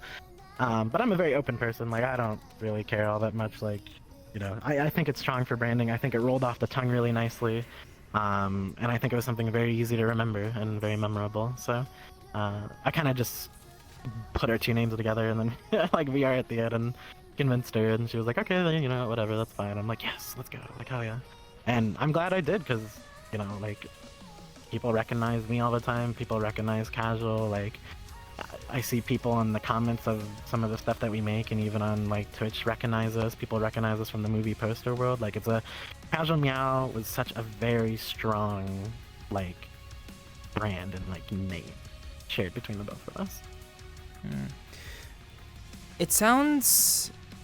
Wow. I mean, I guess business relationships, business partnerships are very much kind of like marriages in a way. It's like you're marrying each other's idea. Not the aspect of marriage, but it's kind of also that. But more so, you're marrying each other's ideas and personalities and beliefs and like ideas together. Like you're working together to create something that's really, really unique. And I think that's kind of how I was introduced to both of you. I was introduced to both of you during that period of time, and I think I don't really have much to comment on that. I think both of you are very, very interesting people in your own right. You have your own facets that make you interesting people overall, and now things have kind of moved in kind of a different direction, and now you two kind of do your own thing, and that's I think that's good. I think that's good. If it worked out that way and things are great, then I think that's great for you two to kind of like find pleasure in what you do separately, and kind of be able to kind of explore your like ideas and build your own brand. Because like, you know, again, like when you're trying to build a brand, like it's the cohesiveness and the consistency of it is extremely important. And it seems like that was, you know, kind of the basis and the foundation of that. Like, so I guess as one of my last questions, maybe I'll have another one after this, but like how long did that last for? CasualMeow VR? Yeah. Almost close to 2 years. Okay. Yeah, we had a very, very long like partnership for that long, and it was awesome. I loved every second of it, even towards the end. But like I said, just over time we had a split in ideology and what we wanted to do and where we wanted to go and how we think things should be ran. So we just decided to part ways. Content creation definitely does take a toll on you, and especially in a relationship, it can be very tiresome, very, very taxing on the mind. But it's good now. Like you said, we're doing our own separate thing. It's nice. Me and Casual, we're still best friends. I'm very happy to have her in my life. She's wonderful. Casual is by far one of the best people I think I've ever met. They have been there for me a lot. They have done things for me that I don't think anybody else would ever do for me, and I'm very, very thankful that I know them and that they're a part of my life. All right. Well, let's go ahead and talk about like what you're doing. Now that we've covered that topic. I know I'm sure people like wanted to know about that. A lot of people met you guys during that period of time, so just kind of talk about that a little bit. But what you're doing now and how you are going about content creation. So how are you kind of, have you done anything or changed anything from what you were doing before compared to what you're doing now? Little has changed, but I do try to innovate on everything that I do. I'm a person, I wouldn't say I'm a perfectionist, but I definitely enjoy trying new things. Every new video I make, every new thing that I do has some sort of new aspect to it that I've thought out and thought about. Luckily for me, like I said, I'm very good at talking, so everything that I say just rolls off my tongue super easy, and it's to my advantage because I'm very good at making things and talking in a certain way that people enjoy, you know. So, I'm just putting out content. Like one thing I don't like doing is like having too much of a structure. I feel like too much of a structure feels very corporate and very like my heart's not into it. Like I won't stream on certain places unless I'm really feeling it and I'm really into it, because I never want to fake anything. I never want to feel disingenuous. Like if I'm going to do something, I'm going to do it because my heart is in it and because I really want to feel that way. So and the same thing goes for my content too. That's why it's a little bit hard for me to like put out a good amount of videos or a good amount of like Twitch streams and stuff like that, because I have to be like in the mindset to do so. But when I am, it's exponentially better in my opinion. It feels real, it feels quality because it is, in my opinion. Okay. Yeah, you absolutely have to believe in the content that you're making. Like if you don't believe in it, who will? You know, like don't put stuff out there that you can't back up and that you're not proud of. That's no, people feel confidence, you know. Yeah, like, people they do. Can feel it. Yeah. It's just like how. Well, I was gonna compare it to dogs, and you feel nervous, but that's like a weird comparison. But it's weird because we're cats. People can sense. Yeah. That's the weirdest part about it. Yeah, but go on. But people can definitely feel that confidence. They can feel whether your heart is in it. You know, like that's why people who make beautiful works of art, you know, you can feel the compassion. Or like one thing I like to compare it to is like when I listen to Jimi Hendrix's music. You can feel the soul and the passion that he put into writing all the songs he did, and all of them are very personal, meaningful things to him that either happen in his life or things that like he's envisioned, and I think that's beautiful. I hear it and listen to it all the time in his music, and I wish to transcribe that same thing of my emotions and feelings and everything into the stuff that I do and the stuff that I make. So, okay, I can definitely see that. So I want to jump into like the aspect of branding, and I wanted to ask you about this earlier, but I wonder how, I think I would assume that most people who are creating something in the VR space are they obviously they consider themselves a person, but they would also kind of aim towards establishing some level of a branding. Like, I think that's just kind of a natural thing people would do.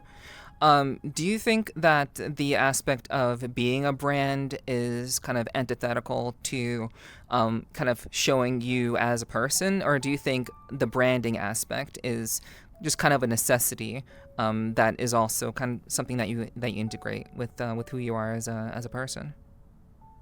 It just depends what you're doing and what you're trying to appeal to people and stuff like that. When it comes to what we do for a living, being personalities and stuff like that, it's very, like, your brand is who you are. And there are some people who take it very seriously, who are who they are, like you and me, and then there's other people who, you know, put on a mask and they're that character because that's who they are when they're streaming, but they're not the same, you know, IRL. But I do think it is very important, like, the more you feel like a person and you are a person and you show that to people, it's very easy for them to connect with you, because that's just how people connect in general, you know. So just my main advice is just be your genuine self, and if people enjoy you, they'll stay and they'll watch and they'll hang out with you, and that's a good thing. And that's how I like Iron Mouse, for example. Iron Mouse is her most genuine self. She's silly, she's funny, quirky, good time to be around, like, and that's why so many people love and adore her, you know? And the same thing goes for any successful VTuber out there. But if you're like a business though, like take for example VS Sojo, you know, it is a little bit more about branding and who you have. Like, they have a lot of top players there for the people who are the VTubers, so it just depends if you're by yourself or if you're actually a part of a company. But branding overall, yes, very important in my opinion. It's identifying, it's like recognition, and it's also just, it's just good. It's just good word of mouth. It's like when you like it's like associating the color red with a stop sign, you know? Like when people saw pink and purple, I guarantee you somewhere in their mind they thought CasualMeow. Or if they see an Abigail, like, I've had somebody come up to me and be like, I saw an Abigail the other day, and the first thing I thought about was you. And I'm like, hell yeah, that's cool. Yeah. Because, like, Yeah. you know, that means that in your mind, I'm the de facto Abigail, and that works for me. Like, that's awesome. I'm glad you thought about that. That's so cool. Thank you. You know, so it goes a long way, a lot more than most people think. Okay. Are you this? Well, I think you already mentioned this earlier, that you are the same person off stream as you are on stream, so we don't have to really ask that. So I guess how do you view streaming as of actually? We'll get there. We'll get there. But let's start kind of even further back. Why did you start streaming in the first place? I started streaming because Casual started streaming. We were originally just gonna make content and stuff, and me and Casual we'd get together, we'd sit on a Discord call, and we'd watch other Twitch streamers, and we actually did that a lot. We would like sit down, we'd watch other Twitch streamers, other VTubers, and see what made them like so appealing and so successful. And sooner in time, because I knew Casual on such a personal level, like she's very cutesy, she's very expressive. Even before facial tracking, she got it. She was a very expressive mute, and I just told Casual, I was like, Casual, like, you should start streaming. Like, you would be perfect. Like, people, I know they would enjoy you. Like, you could be like the next Aerie. Like, you could be like these big streamers if you truly wanted to be. Like, I know you could, and I believe in it. And she like would always like doubt it and stuff like that, but I'm very glad she took the jump and actually started streaming. And then when I saw her started to stream, I was like, man, like maybe I should too, because one, would that not only be good for me, because like I could have an income outside of, you know, what we do together, but it would be stronger overall for like both of us, you know, because we would alternate days and there would always be something to like watch between us, and it would just be good. But I was very cautious and nervous at first, mainly because, you know, Casual's mute. I wasn't, and at the time, like, I definitely didn't have as much as an effeminate voice that I do now, and so I was very afraid. I was very, very afraid of what people might have thought about me. And actually, if the VODs were still around, my first like 2 streams, I was mute. I didn't talk at all. I was very mute. I was a femboy, and I think about the 3rd or 4th stream, I can't remember exactly how I went, but I'm pretty sure I got fed up being a mute because like, dude, I can't. I need to yap, and so I just unmuted. And slowly over time, people, I guess they enjoy my voice. I don't know why they do. I think it sounds like a dead animal behind an abandoned Pizza Hut getting squished by a pane of glass, but yeah, I don't know. I guess people enjoy that sort of thing. Uh, so yeah, I've just been yapping ever since then. But yeah, that's essentially why I started streaming. And I love streaming. Like, I love streaming more than any of the other stuff I do right now. Like, don't get me wrong, I love content making and stuff, but streaming is great because I get to be myself. I get to be good at games, and I get to talk to people, and they get to watch me get blues and cry, and and it's just a good time. Like, I love chat. I love, like, nothing else in this world makes me happier than starting my stream and seeing people talk to me, and seeing a group of people already be there in chat and talking to me, and to know that these people like enjoy me, and I see them in Discord and they're my friends. Like, you know, like, I love that. That's awesome. It feels so good to feel supported by people who you love and they love you, and it's awesome. It's wonderful. Streaming is great. I don't think I'll ever give up streaming no matter what. Yeah, I'm definitely in agreement with that. Those are definitely you know, kindred feelings that I think all streamers really appreciate for sure. Yeah. So, how did you kind of settle on the content that you decided to start streaming in? Like, again, we'll start even further back. What was your content like when you first started streaming, compared to now? I can't remember even the first stream I did. I just remember it was mute. I can't remember if it was in VRChat or desktop. But I think slowly, as Casual started getting more popular, she started only doing VRChat streams, and so I thought, why would I try to directly compete with that, especially in a partnership? I should do the other side of it, and I'm better at the other side of it too. Like, I'm really good at gaming, so like, let me just play games instead, and I'll just hit that, like, you know, group of people, and, you know, it would just bring everybody together in one big community. So I was like, cool. So I just started doing that, and like I said, I love FPSs. I love playing games. I like to think I'm pretty good, so that definitely helped out a lot. Sometimes, not always the best at CS, but I like to believe I'm halfway decent at most of the things that I do. So yeah, that's just pretty much how that part started. Okay. How do you approach the idea of, you know, creating content with the intent of, well, how do you go about creating content that you obviously enjoy, but also content that you believe will do well on stream? Does that factor in at all to what you think about doing on stream, or are you simply doing what you find most enjoyable? I'm doing what I find most enjoyable. I almost 99% of the time never have a plan ever for anything that I do.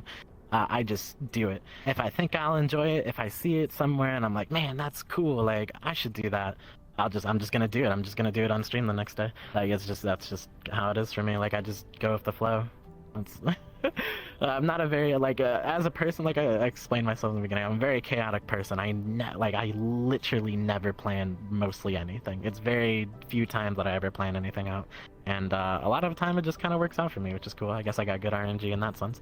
But yeah, no, I just wing it and I just go with it. But I think that's good there too, because, like, it feels genuine. It feels like, you know, like I'm really, like, people really are enjoying it because it is genuine. Well, because it is, you know.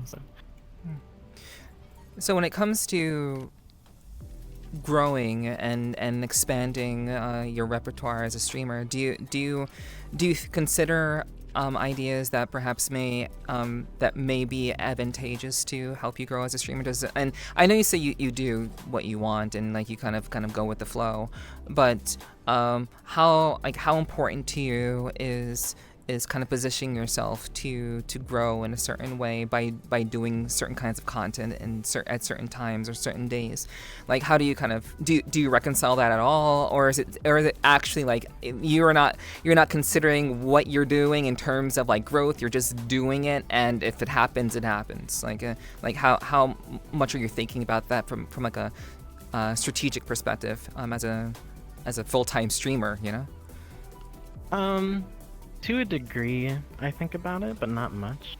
I'm very confident in myself. I'm very confident in my character. I'm very confident that when people meet me and get to know me, that they will talk to me, or talk to others about me, and talk, like, about the content I make and stuff.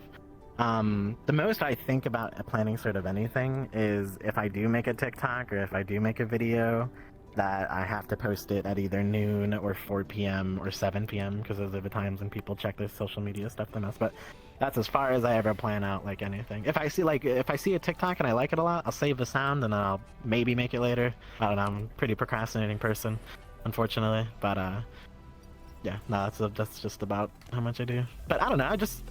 I've gotten around through like word of mouth a lot. Like a lot of people know me just through that and who I am as a person, and I think that's really good though. That shows like who I am as like a person in my own character. So. So, tell me about, like, I guess, your experience as a streamer, and also kind of moving from, you started off as a femboy, and then you kind of moved into being trans. Was there any sort of shift in your audience due to that? Or were people generally kind of like, I'm just here for meow kind of thing? Like, did you have any difficulty with that sort of thing? No, they're mostly here just for me. I didn't really experience a change in viewership and stuff like that. I know what people are certainly interested in. On the Twitch page itself, you can have tags and everything, right? So I had like VTuber, English, trans, femboy, and then I also had Bussy, and Bussy was the most searched tag in my analytics. There was more people searching that tag than any other tag that I had. That's crazy. So like, yeah. So I guess a lot of people were there for that sort of thing, but yeah, no. No, I didn't really experience a big change. Everyone, when I, finally made myself like, trans, they were very accepting of it. VRChat and the community around it, including the Twitch community and they're very accepting. They're some of the most accepting people and most understanding people I have ever come across in my entire life. Like, it's phenomenal. That's another reason why I like VRChat a lot. It's just the community, except for the people who are like shitty and like there's some people who manipulate people and yada yada yada. But that's not like everybody. That's like maybe like 4%. But everyone else is genuine, wonderful, absolutely amazing people I've met, and that's beautiful. I love it. So, you mentioned your voice and the struggles with that. Like, how have you kind of made it so that you don't worry so much about your voice? 'Cause I imagine there are many people out there who perhaps want to stream or do some other form of entertainment, but they struggle with the idea of what their voice is going to sound like to people, especially if they happen to be trans. So how have you kind of overcome that over the years that you've been streaming for? And how perhaps maybe what you used to do isn't any different from how you go about it now that you're trans? I still feel the same about it. I mean, I don't worry about my voice to the point where like it gives me anxiety. But when people come up to me and they're like, "Meow, like I love your voice, like it's so like," I'm like, "You okay?" Not like they're crazy or anything, but I just don't think I sound as good. But I think that's more or less just a bias I have, like, because I want to sound like people that I know. Like, there's so many people that I know that have such effeminate voices that sound so good, and like I wish I could sound like them. But maybe I'm just not hearing how I sound myself. But like, I don't know. Like, I don't know. But like, it's just it's not something I worry about either, because it's just one of those things that happens in time, Like, it's a voice training, and trying to sound how you want to sound definitely comes in time and years in that fact. Sometimes other people are lucky because they just have the vocal range for it, but people who don't, like me, I have to take it slow. I have to really feel out how I want to sound and constantly get that feeling in my throat and keep it there and like have it where I want it to be. So that's why I don't really like stress out about it. Like, I'll get there eventually. It just is gonna take me a while to where I want to be. But right now I'm pretty satisfied with where it's at. When I look back at clips of myself from when I first started streaming, I think I sound definitely different. Like some of my clips I look at, they're very masculine. They have a very bassy tone to them, and I don't sound anything like that now, in my opinion. But Yeah, progress is progress. Yeah. Like I know that there are a number of trans streamers who may struggle with that sort of thing, or may want to stream because of that. So do you have any advice for people like that? Because I know it's something that you've kind of found a way to combat. And what would you say to people who are kind of dealing with that sort of thing with themselves? I would say just don't worry about it, honestly. What's more important as a streamer is just being yourself. People, like the reason I believe people watch streamers and they like people choose TV or Twitch over YouTube or TV is because they're genuinely making a connection with somebody like during a live stream that's interactable, and like it's like the same thing as like making a friend like IRL, you know, like you're spending time with them, you're experiencing things with them, like you're having a good time. So as long as you are your genuine self, you are going to attract and be able to spend time with the people that enjoy you and like you. Um, so yeah, I just wouldn't worry about it. Work at your own pace. The more, like I said, confidence is key. And if you are not confident in your voice, people will know that. People will hear it, especially if you talk about it a lot. And maybe not to them, but subconsciously that does affect them on a level. And subconsciously they might not admit it a lot, but they might not want to watch you, or they might think a little bit less of you or stuff like that. Even if that kind of stuff is mean, but that is just the human brain. That's cognitive dissonance. That's just how it is. So you really got to think about it on that level too. Hmm. What do you think is the most important thing to consider when starting out as streaming? In streaming.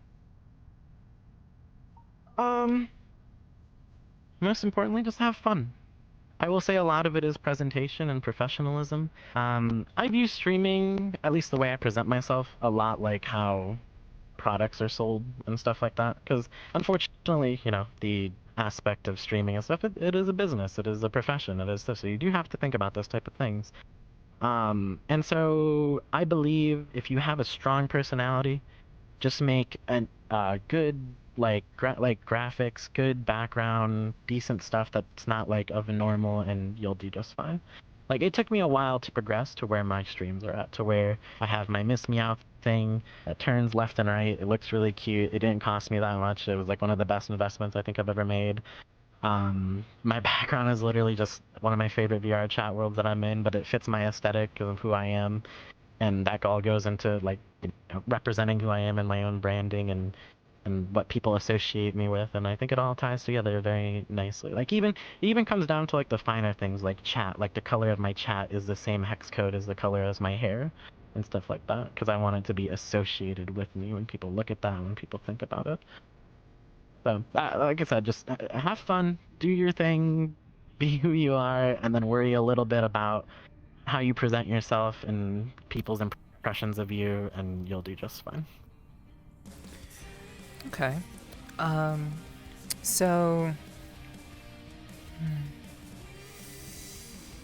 how do you? What is a normal? Well, what's a usual stream for you for people who may be unfamiliar?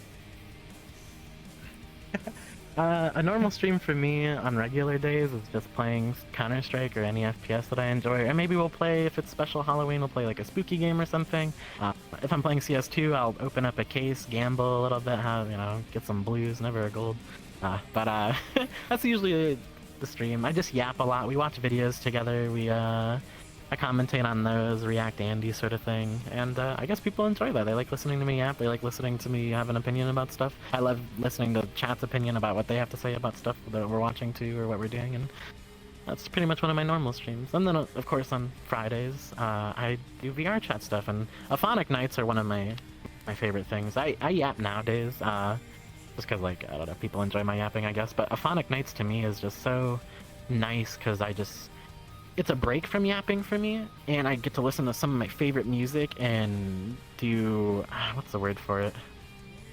I can't remember what the word for it is called, but basically I just, you know, lip sync and dance and wiggle to it, and it helps me get all my emotions out from that week because I listen to the music that means something to me and like helps me express it. And the fact that I can share that with everybody and everybody enjoys it too is like awesome. Like Aphonic nights are like one of my favorite things too. I love it. Mm-hmm. How do you keep your sanity being a full-time streamer?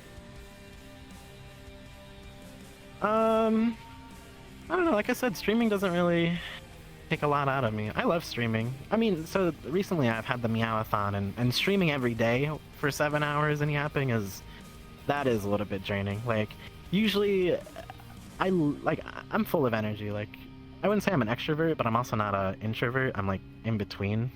I'm adaptable. I can adapt to whatever I need to at any point in time. So usually in between days, I'll experience things with friends, or I'll be in VRChat, and then I'll have something to talk about for the next time I'm back, or like I'll give myself time to watch videos to talk about those, or to show like chat. But streaming every day for 7 hours is incredibly tiring. I run out of things to talk about for sure. I definitely am like trying my best. But other than that, normally it's not too big of an issue. I never really lose sanity over it. I lose more sanity over making content I feel is enjoyable and fits my own expectations of myself and what I want to do innovation wise and stuff. Like, there's been tons of times where I've made multiple videos where I've just scrapped the whole thing just because I just didn't feel like it was up to par with what I wanted it to be and what I wanted to go with it. So, but I think that's a good thing though. I never want to put out anything that makes me feel like it's bad. Because if I feel that way, then I know other people will feel that way. If I can enjoy my own stuff, I don't think anyone else can.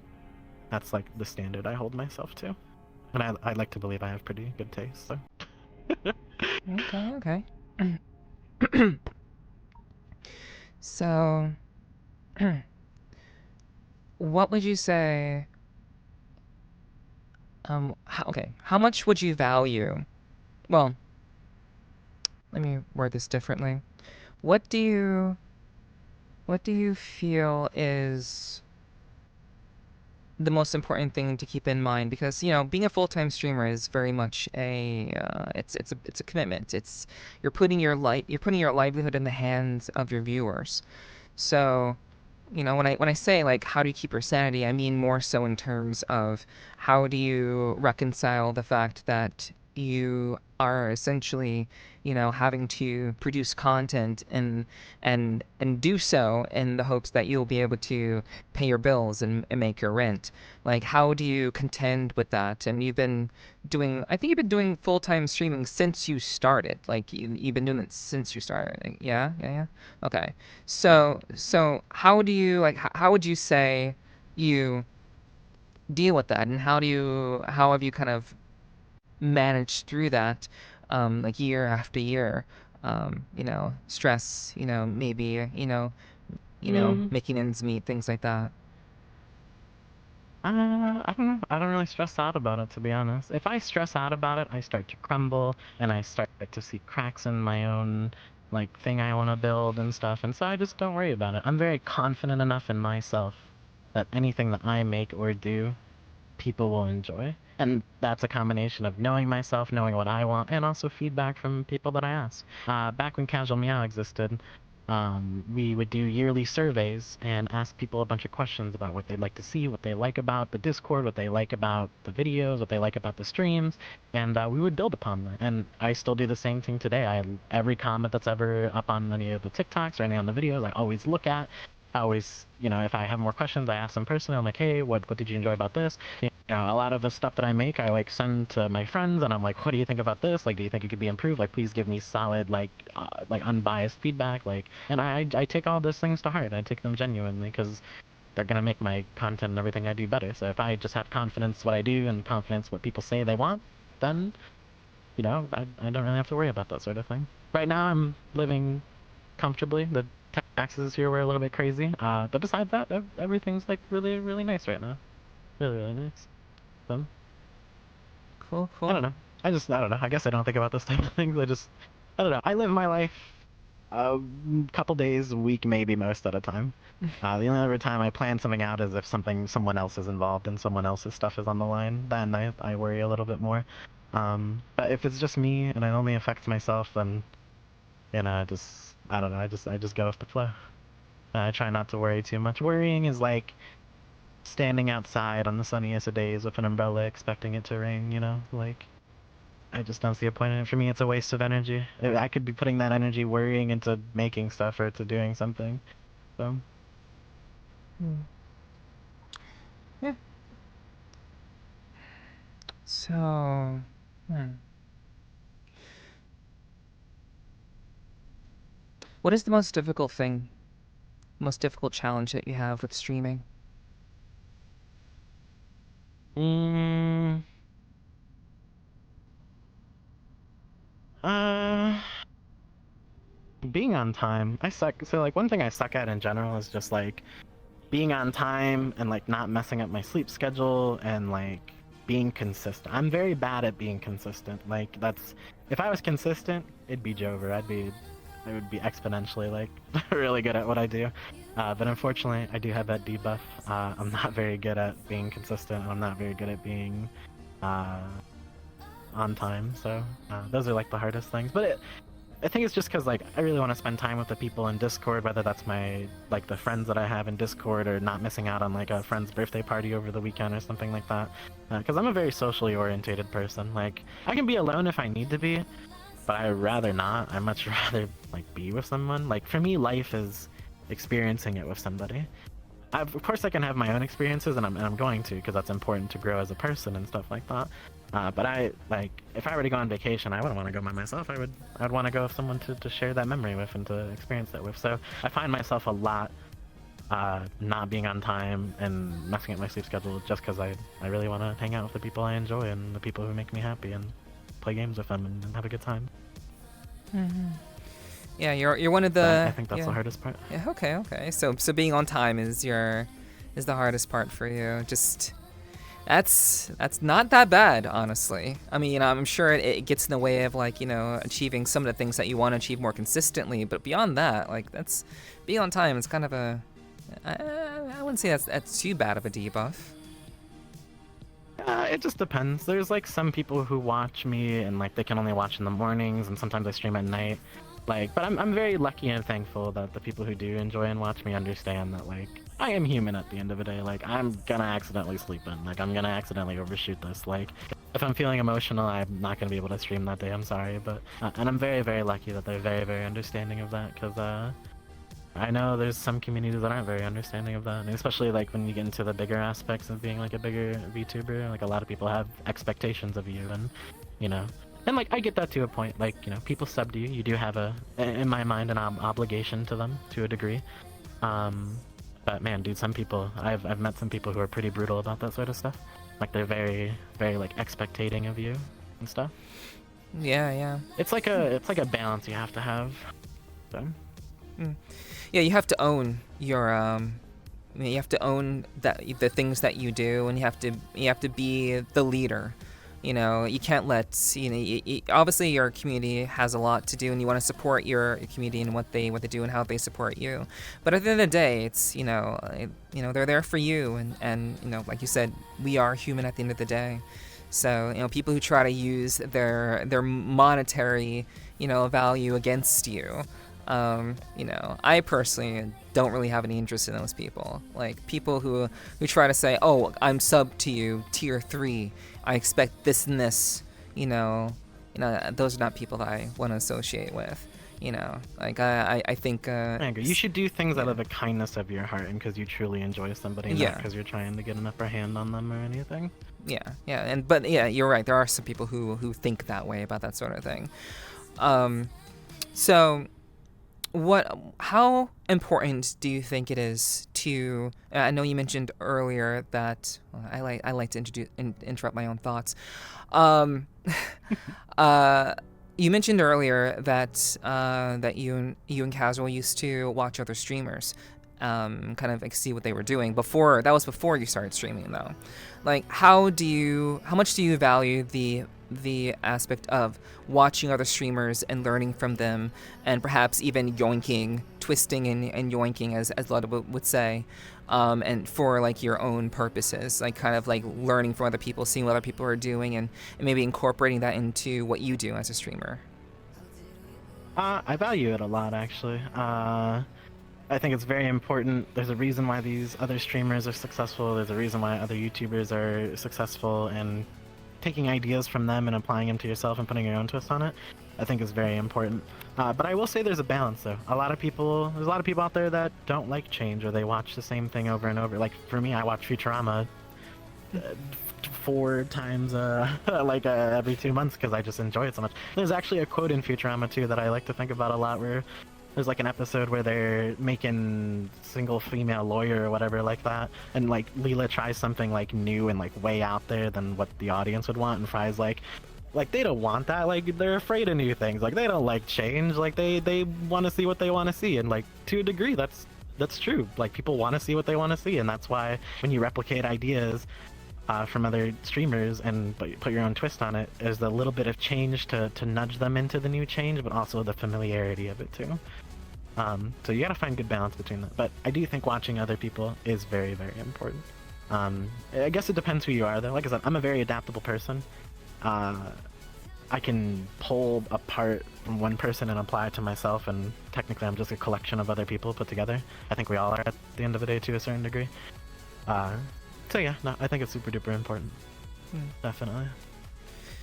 How important do you think, personality and being able to be entertaining is as a streamer? Like, how do you understand, you have your own distinct personality and, the aspect of being entertaining as a streamer? And like, do you think that, like, how important do you find those two aspects, as, in terms of how one finds success and brings people in? Do you think that's important to have, or do you think people can just get by just hitting the go live button and just kind of doing their thing?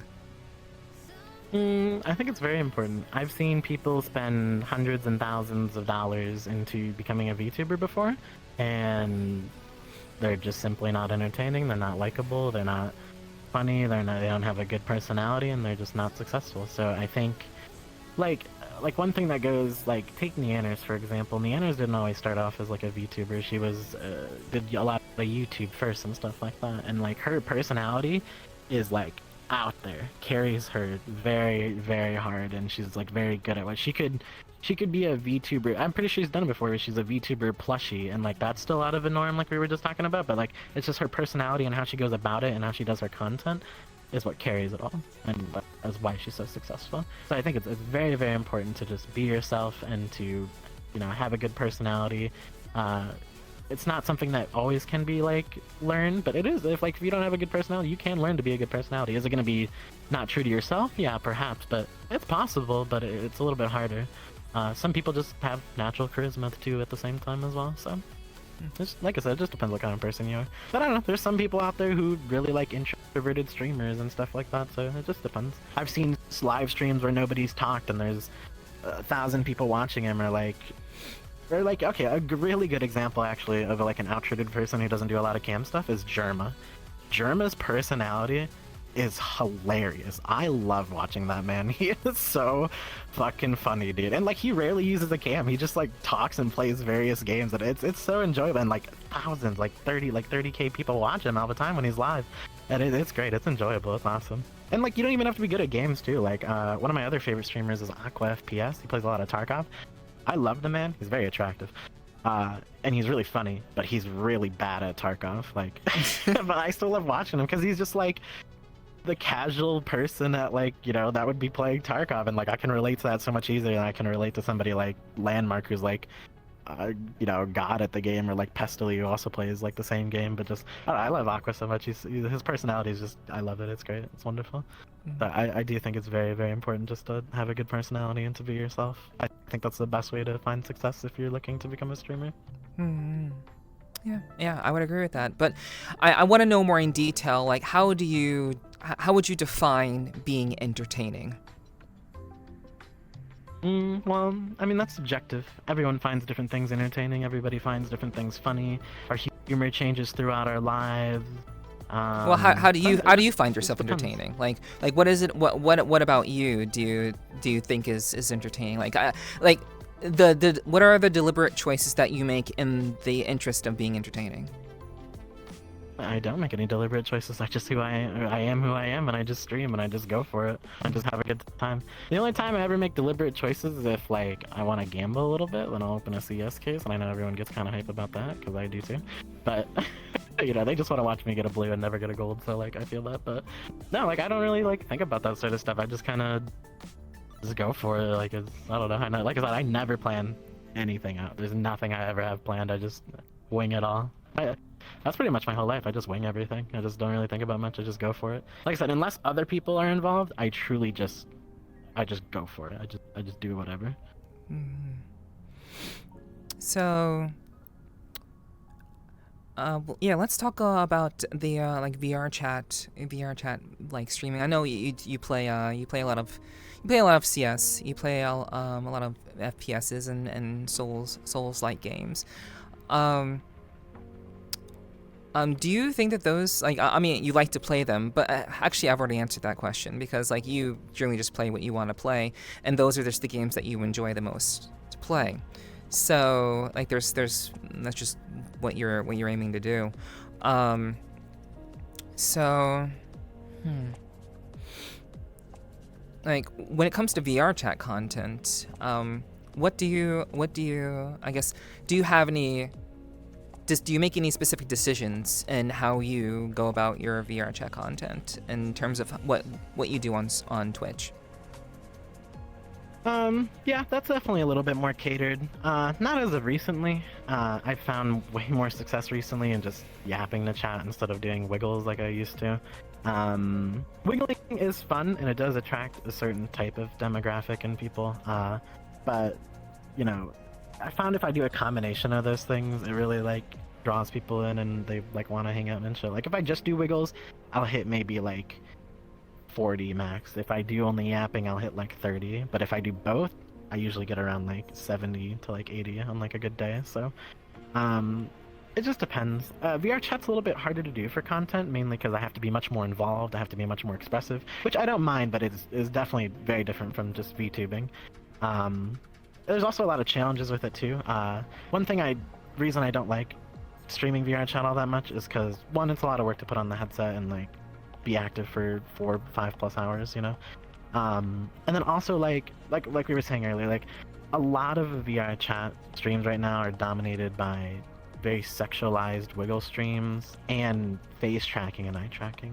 I feel without eye tracking and like, you know, all that, it is very, very hard to get on the top page. Unless you have like a group of people with you that's like something like a lobby or whatever, like it's very, very hard to climb yourself up that ladder if you don't have those things. Because by those streamers having those and being some of the top streamers, they are setting the bar for what people expect out of a VR chat streamer. And you have to really, really rely on your personality and just hope that you're good expressive-wise without eye tracking and face tracking to get to that point. And I will say a lot of it is connections too. A lot of it is close friends of mine who also stream, who I'm very lucky, who raid me from time to time, and that's how I like get up there as well. But without them, like I don't think I'd be as successful, honestly. Like face tracking and eye tracking are very vital in my opinion for becoming like a really, really good, not a really, really good VR chat streamer. You can be a good VR streamer without this, but if you want to success and raise yourself very quickly, that is the way to go about it. And I can definitely relate. I can definitely understand that. Like you and I pay attention to like what's going on in the meta with regards to VR chat. It is very apparent what is working. However, that's a very recent development. A lot of people who watch us and who know us knew us before that was even a thing. So, you know, of course, a lot of newcomers, you know, people who just kind of come onto the scene out of nowhere, you know, they're just doing what is working, what is very much the meta. And like I don't need to like say that out loud. We all know what that is. Those of us who are familiar. So given that the fact that this is a relatively new thing that's happened probably in the last 4 to 6 months, more or less. Probably even a little bit before then. I would say maybe the last half year, it's really kind of ramped up, and a lot of people are just getting it now. Like, a lot of people knew us before then. So, it seems that, like, before that became a major thing, we were doing it, or you were doing it, without really the thinking that, oh, I can't really compete, I can't really get to the top of the page. So I guess what changed? Like, why not continue to go for it and do what you believe is entertaining and interesting to people, and rather than worrying about other people who have face tracking and eye tracking? Well, I mean, I do worry about it a lot. I really like, as much as I want to believe I'm a good streamer, which I know I am, and I'm entertaining, but the data and analytics and numbers do not lie. I have seen people who didn't even stream before surpass me, and they have those qualities of eye tracking and face tracking. And unfortunately, Unfortunately, as much as maybe like we don't want to believe it, like that's just the reality of it. If you will perform better, people will watch you because you're more expressive if you have the face and eye tracking. I see it on Twitch, I see it on Twitter, I see it on Kick, I see it on other content. You know, like it just performs way better, and that's why I don't like doing a lot of VRChat content, honestly. It's just, it feels like I'm fighting a losing battle. It feels like it's an uphill battle the entire time, so I much rather focus on desktop where I know I'm proficient, I know I'm good at what I do, and if I can just improve some aspects of that, then I'll be just as good as if I was VRChat streaming. Like, one goal I have is to do my face tracking, and I actually have the iPhone to do it. I've had it for a couple months actually, but the only thing keeping me from doing that is I don't have the Visemes for face tracking and eye tracking, and I've been waiting for someone's commissions to open up, but they've been closed for almost a year and a half now, and I haven't gotten any good recommendations that I've looked at personally. I've been like, yeah, this is decent eye tracking. So, but once I feel I get that, I think I'll be doing much better. I'm a very expressive person, like super expressive person, with both my face and my eyes. So add that into desktop mode, and I'm sure I'll be just fine. And even if I were to even get that in VR, oh my god, I'd be even better. Holy, I have so much confidence in myself, and not that it'd be great. But yeah, I don't know, it's definitely an uphill battle without it for sure. And as technology continues to improve, people will just keep feeling that way. So yeah, I don't know. VR content's fun, but it's very very gated in my opinion if you don't have the right type of stuff that people enjoy. Unfortunately, but that's just how it is. That's how competition is. That's how business is. You know, if a service provides better, or if a business provides better service than another, why would you go with the other service besides nostalgia and stuff? You would obviously go with the better choice. But that's not all there, because that's a little bit different, because businesses are businesses and we're people, and it's a little bit different. Feelings and emotions and stuff get involved, but I don't know. Like I said, some facts are facts at the end of the day. Some data is data, and you just gotta roll with that and make decisions and financial decisions based off that. Okay. So what you don't really do in terms of having a very structured stream, you kind of make up for that by following data and statistics, which I definitely can relate. I do that as well. It is important to keep your finger on the pulse of what's going on, so you know what's working. I'm just surprised that you're not applying that to the stuff that you do on desktop as well. VRChat is very kind of easy to kind of look at very objectively and see what's working just from what's successful. So I'm why not kind of apply that to what you're doing on desktop? The games that you play, the choices that you make. Stream desktop on? No, I mean in terms of the desktop mode. I mean in terms of the games that you're playing. There are games that are good stream games and games that are not exactly great stream games. So are you that's what I was kind of asking about before. Are you considering what could be a good stream game or otherwise? But it seems I know you have a my perspective of you is that you have a very kind of you like to just play whatever. You're very kind of friend next door kind of vibe, and so that's the kind of energy that you give off. And I think I'm just wondering why only apply that skill set of looking at the data to VRChat instead of to all the games that you play, seeing what's good, what's not so good. Obviously you should do what you want, but I'm just kind of curious why kind of just kind of do whatever on desktop. I mean, I guess I do, but not to the extent that you might. The thing that's hard with me for stuff like that is I've been gaming very, very long time. My first game was Call of Duty 2 back when I had a PC in 2000, and I don't even know, way back when. And I own over 830 games on Steam, in which I have played 523 of them. That's crazy that you know that number. Well, yeah, because I look at it all the time, because I think it's crazy myself. But I have played so many games that any game that I could play or people might be interested in, I have already experienced and have already played. Not that I don't mind replaying them, but a lot of what people enjoy, at least when it comes to streamers, and what people enjoyed with you when you played Dark Souls 1, is you've never played those sort of games before. So people really love watching you play them and overcome that challenge. But being a person who's already played it and has already gone through it, it's easy for me, it's a cakewalk, and people aren't as impressed or people aren't as enamored by it.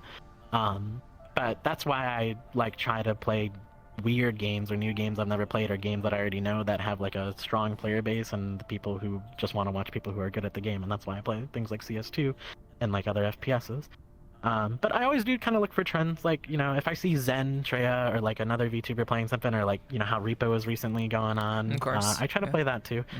Their streams do like okay, definitely not as good as my other streams, but that's just because I think I have an issue where like if I collab with other people, it's very hard for me to focus on chat and to like be myself, because I'm like interacting with other people. And I will say sometimes some of the ways I act with my friends is definitely not the same way I'd act with them on stream, just because of professionalism to a degree. So it's kind of hard for me to like find a balance between those things. But yeah, like I don't know. I mean, I do that, but it's just not like so crazy, like looking into it that hardcore. It's just I kind of just do what I think would be fun.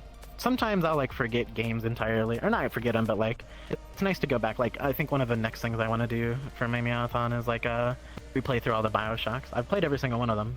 I love them. It's a great series, but it's been, I don't know, 5-6 years since I played any of them. So I think that'd be really good to go through. And plus, it's a beloved series. People love it. They feel the nostalgia for it, and so they'll come along for the ride with me and experience that nostalgia with me. And I think that's really good. You should play those games. They're really good. Good actually. Yeah. I mean, you know, I've heard, I've considered it. You know, definitely something I would want to check out. You know, from a story perspective. Yeah. But you can play 1 and Infinite. Yeah, I have to play 2, but 2 is amazing as well. Okay. I'll keep that in mind. First, I gotta get through a couple of other things first that people have, you know, gifted to me. So, yeah, well, we'll get there. But yeah, let's we talk about usually, you know, when it's appropriate and they're okay with it, we talk about my guest's love life. I think it's interesting from like a psychological perspective to kind of get some ideas on what they think is important, their value systems, their perspectives, you know, things that they find important or necessary when it comes to, you know, romance, both romance and friendship, I would say. You know, it's not just one or the other, it's both, because I think both go hand in hand, in my opinion. So I guess we can start there. Like, do you believe that, you know, romance and friendship go hand in hand? Yeah. I mean, I believe in a love at first sight kind of thing too. But I also believe if you do feel that way about somebody, even though how strongly you might feel it, you should always have a basis of friendship. If you build your relationship upon just sex and intimate feelings right off the rip, it's probably not going to end well. I mean, there's chances that it could, because anything's possible, and I've definitely seen it happen before. But most of the time, things need a basis. It's like building a house. Like, if you build a house on soil, it's going to sink eventually. But if you lay a foundation of concrete, you know, that house is going to stay. So I think building a friendship is very important. Definitely think you should do it first, more than anything, yeah. Mm-hmm. And what do you find most valuable in what would you find most valuable in someone? I guess what would be most important to you when considering a partner? Well, actually, not most importantly. We'll say, what are some things that you consider when determining whether someone would be like you know, a good friend and perhaps ultimately down the line a good partner?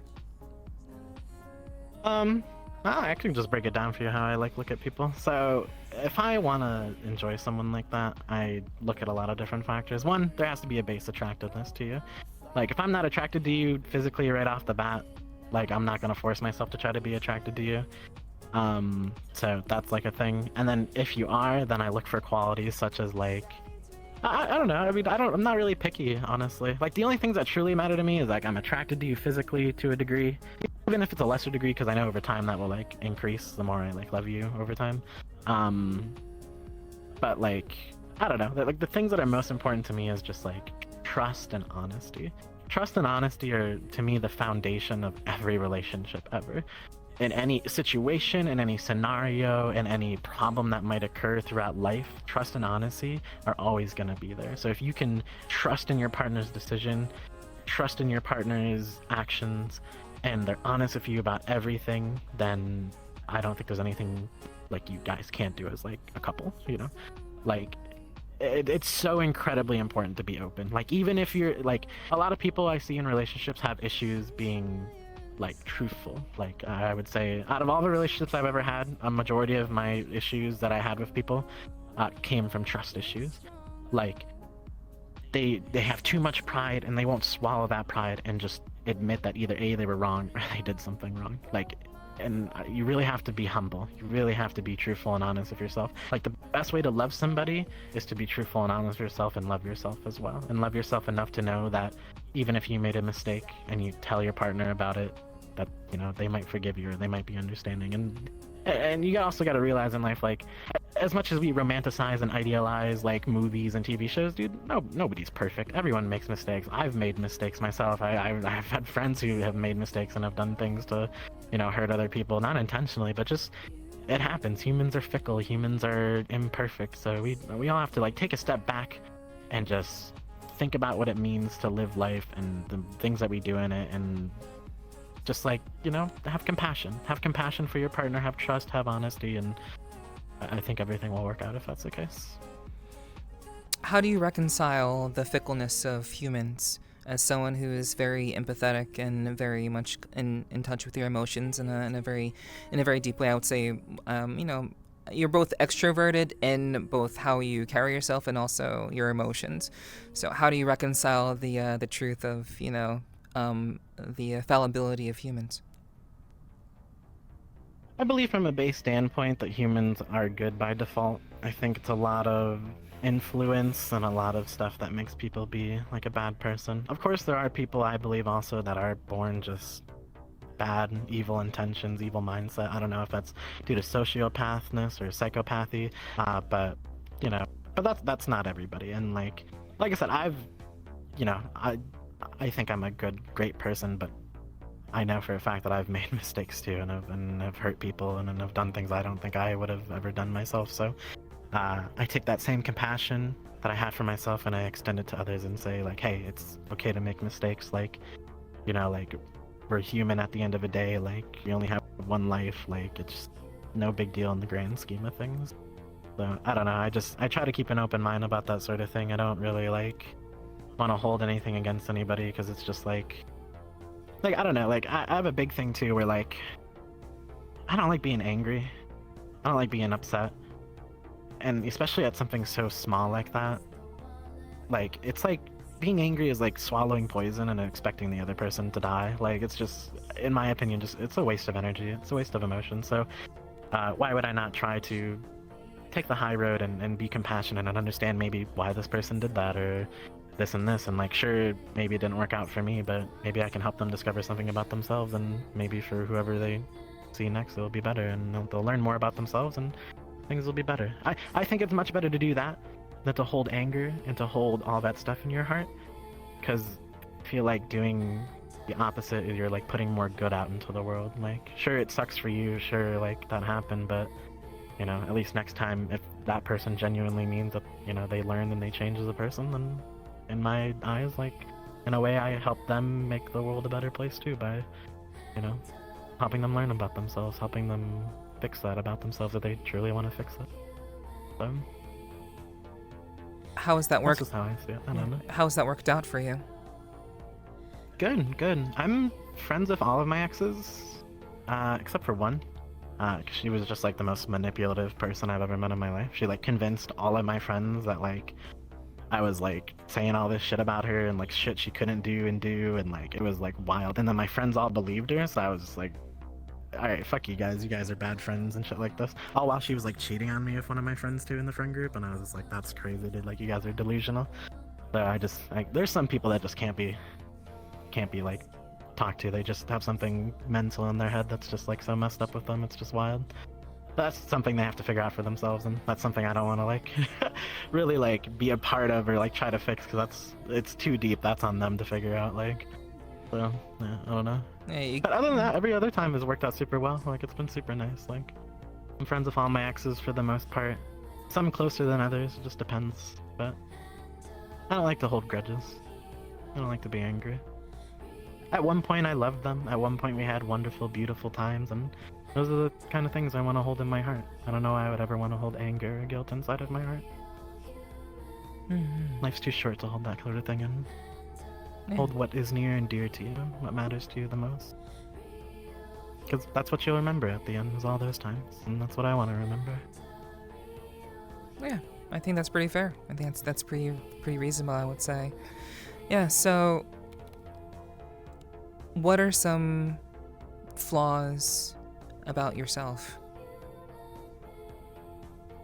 I'm very sexual. I'm very, very, very, Most very would not call that a sexual of flaw, person. but I'm just saying. Most, People speak a lot of, they talk a lot of talk. When it comes down to the nitty gritty and like actually doing what I want and like the kinks I'm interested in and the things I enjoy, a lot of my exes could not keep up.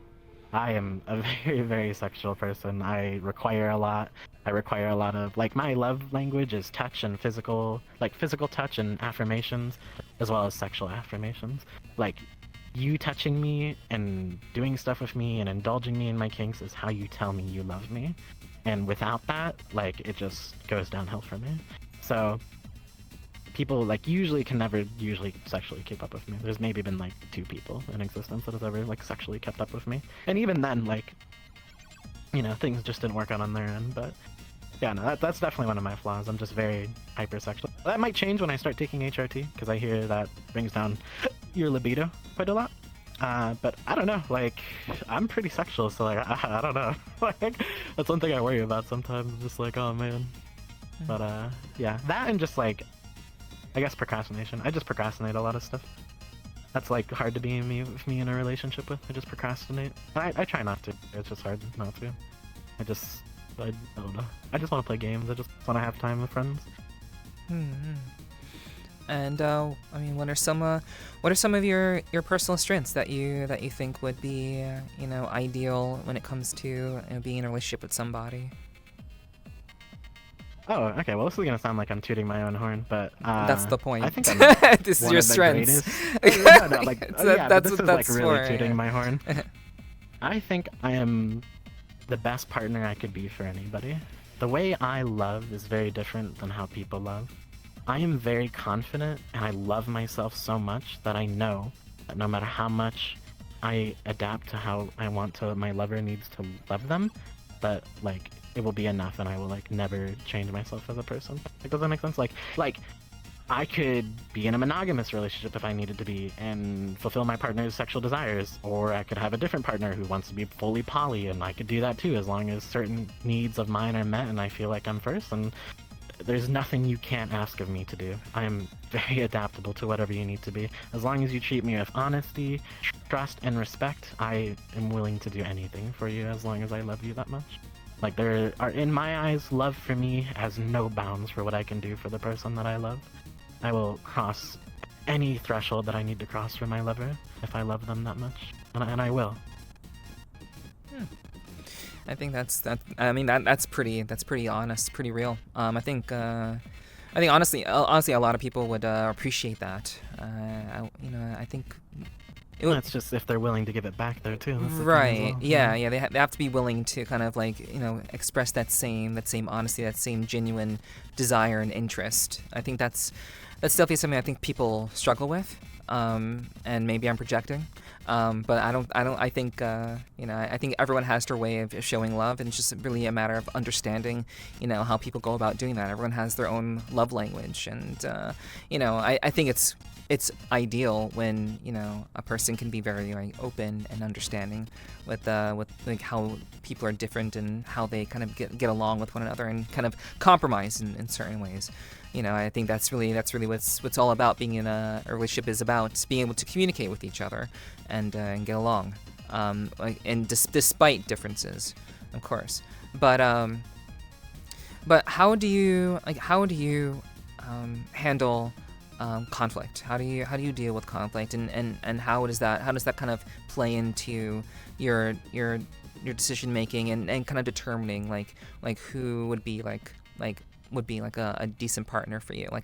How do you kind of how do you process the aspects of a person that are perhaps maybe not the best parts, and that could be conflicting with your own desires or needs, if you are still interested in that person. Is that something that you do, or is that something that you kind of like, no, I'm probably just gonna keep them as a friend, or something else like that? It depends how much I like them. If I like them a lot and I'm already at the point where I love them, like in my heart, and I can like know that and feel that when I look at them in their eyes, it won't bother me. I can work around things if I need to, as long as they do the same for me when I have stuff like that comes up. I guess for me, it's a two-way road. You always have to meet me in the middle. I'm all about compromise. Like, if we have conflict, we're immediately talking about it. If you need to maybe take max like a couple hours to like maybe a half day to think about it, then do so.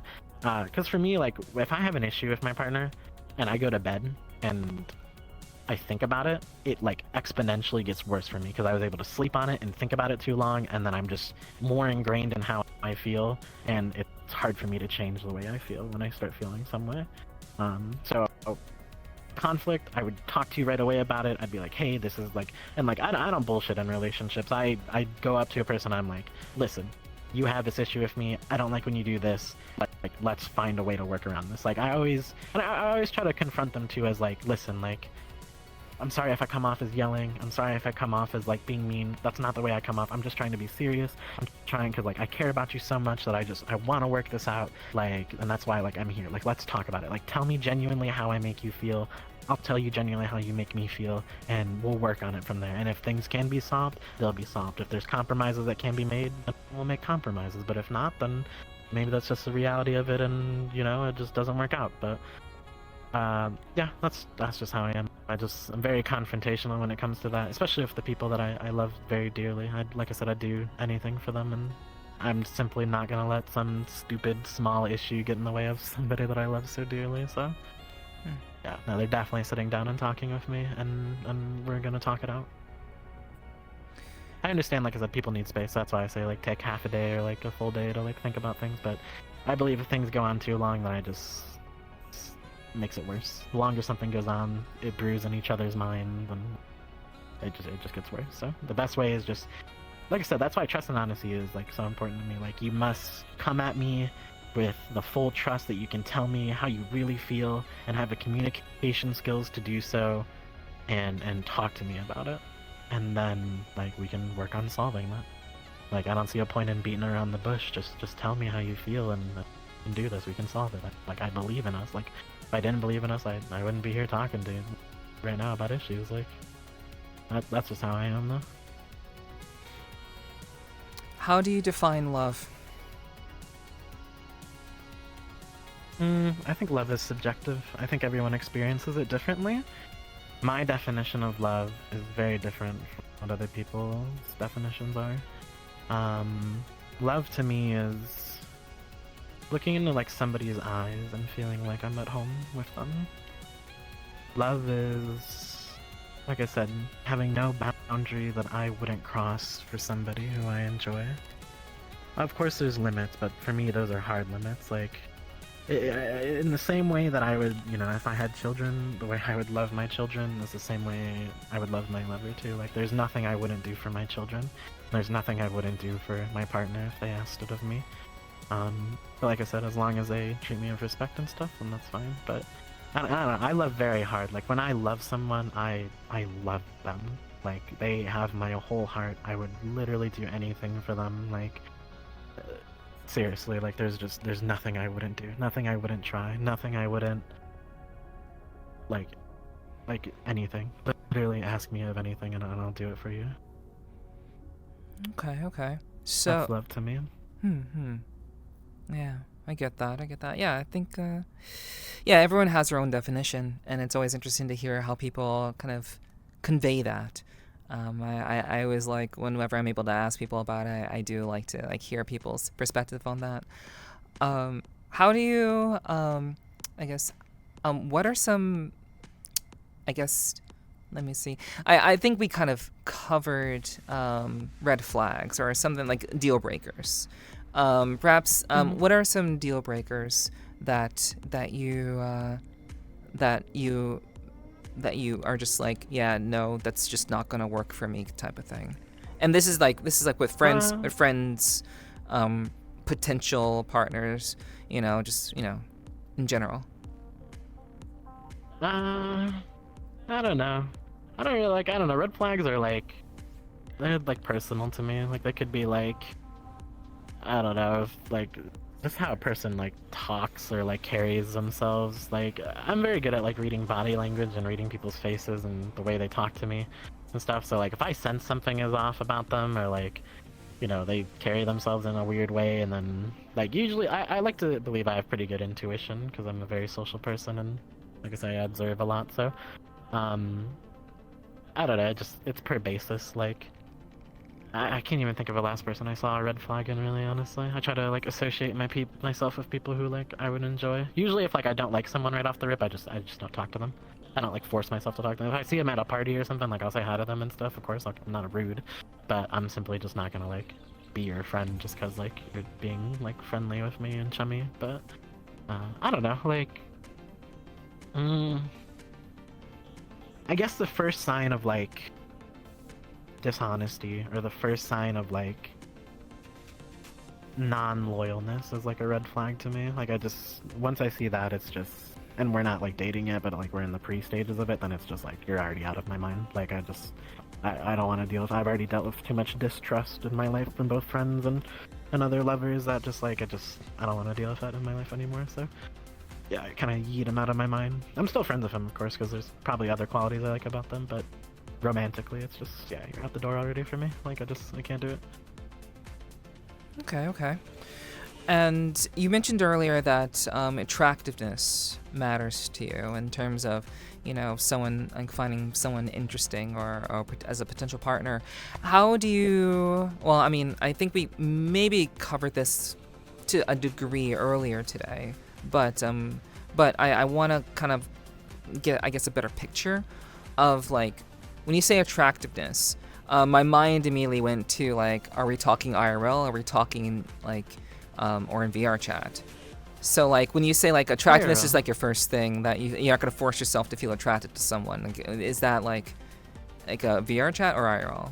And like, how do you kind of like IRL?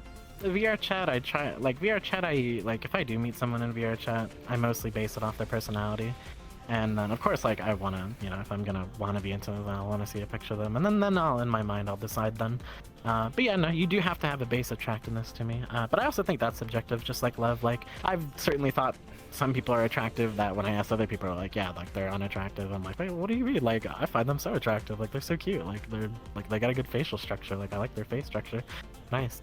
So yeah, I think that's subjective too. But I don't know, you do have to have, like, a base. Like, I can usually tell if I like a person within the first couple seconds. Just I look them up and down, and if I like what I see, then I like what I see. If I don't, then I don't. And that's just what it comes down to for me. Maybe in time, maybe there could be the rare occasion that, like, I don't know, I would like have to like half like you, like attractive wise, and then get to know you, and then maybe I would probably, if you were like a good enough person to me and like you were everything I wanted, then like I would date you. But I would say that's pretty rare thing. I don't think it's ever happened. Well, okay, never mind. There was one person that happened with one of my exes, but yeah, I don't know if I'd do that again, but that's fair. mainly because they turned out to be a bad person. But I try not to judge others on past experiences of mine. How do you define? Do you think there is a difference between dating and being in a relationship with someone? What do you mean? I mean, do you think there's a difference in the terminology and how people, I guess, carry themselves or, I guess, interact when it comes to, like, do you think there's a difference between being in a relationship with somebody and dating somebody? Oh, yeah, for sure. I believe there's different levels of commitment. When people say they're dating, my picture in my mind is like, oh, like you two just got together, like you're feeling each other out, stuff like that. Like if you tell me you're in a relationship with somebody, that means like there's certain commitments you guys have made to each other, or like you live with each other, or like plan on living with each other, and like you guys are a couple months into dating. Like dating is definitely like comes before relationships, in my opinion. Like to call it a relationship is calling it something serious, in my opinion. Like you're official, you're whatever relationship you guys choose to be with each other, and you're doing it. Like you're making it work. dating for me is just feeling somebody out. And I guess not even that. Like dating, I guess is like the precursor. Like I feel people out like before dating. Like I like talk to them, hang out with them, see how they make me feel, see how I make them feel, all that stuff, and then I go from there. So. But well, so my thinking on that is, like, I don't see dating as anything. I actually don't really care for the term dating personally, because I just think that's just being friends. Like, you're just being friends with that person, I think. Like I don't like. I don't know, maybe it's because of how other people perceive it or what other actions people take with regards to, feeling someone out, quote unquote. But I've always thought that, the idea of feeling someone out or spending time with a person or just kind of talking to them, like, that's just a friendship to me. That's just being friends. Like, I don't think adding on the title of dating is necessary. Like, if you are going to commit to that person, you could just be in a relationship with that person once you two have defined that, okay, this is something that's working, we like this, perhaps, you figure out that there's sexual compatibility, you guys work together and feel really good together, just in general, conversation flows really well. Like, that's stuff that you figure out when you're friends with a person. So, like, I don't, like, I never really cared for the term dating very much. So, like, I'm curious of what you think about that. I guess it goes, like, how you go about stuff. I don't know, like, for me, being friends is much different from dating. Like, I don't kiss my friends, I don't make out with my friends, I don't, like, cuddle deeply, intimately with my friends. Like, of course I cuddle with my friends, but not, like, body, like, close, like, cuddle puddle type of, like, a cuddle. But, yeah, I don't know. Dating for me is, like, the precursor. Like, dating to me means, like, depending on what type of relationship you want, say it's monogamous, like, dating to me is, like, you're only talking to me. Like, we are the only two people talking to each other in this form that we're talking to. And that's how it is. Like, if you talk to somebody else, I consider us not dating, and I consider, and for me, in my mind, you're out of my dating pool already. Like, if you're willing to say the meaningful things you're saying to me, while also saying that to other people, then, like, I just, like, what do your words mean to me? They mean nothing to me because you're saying it to multiple people, so, like, why?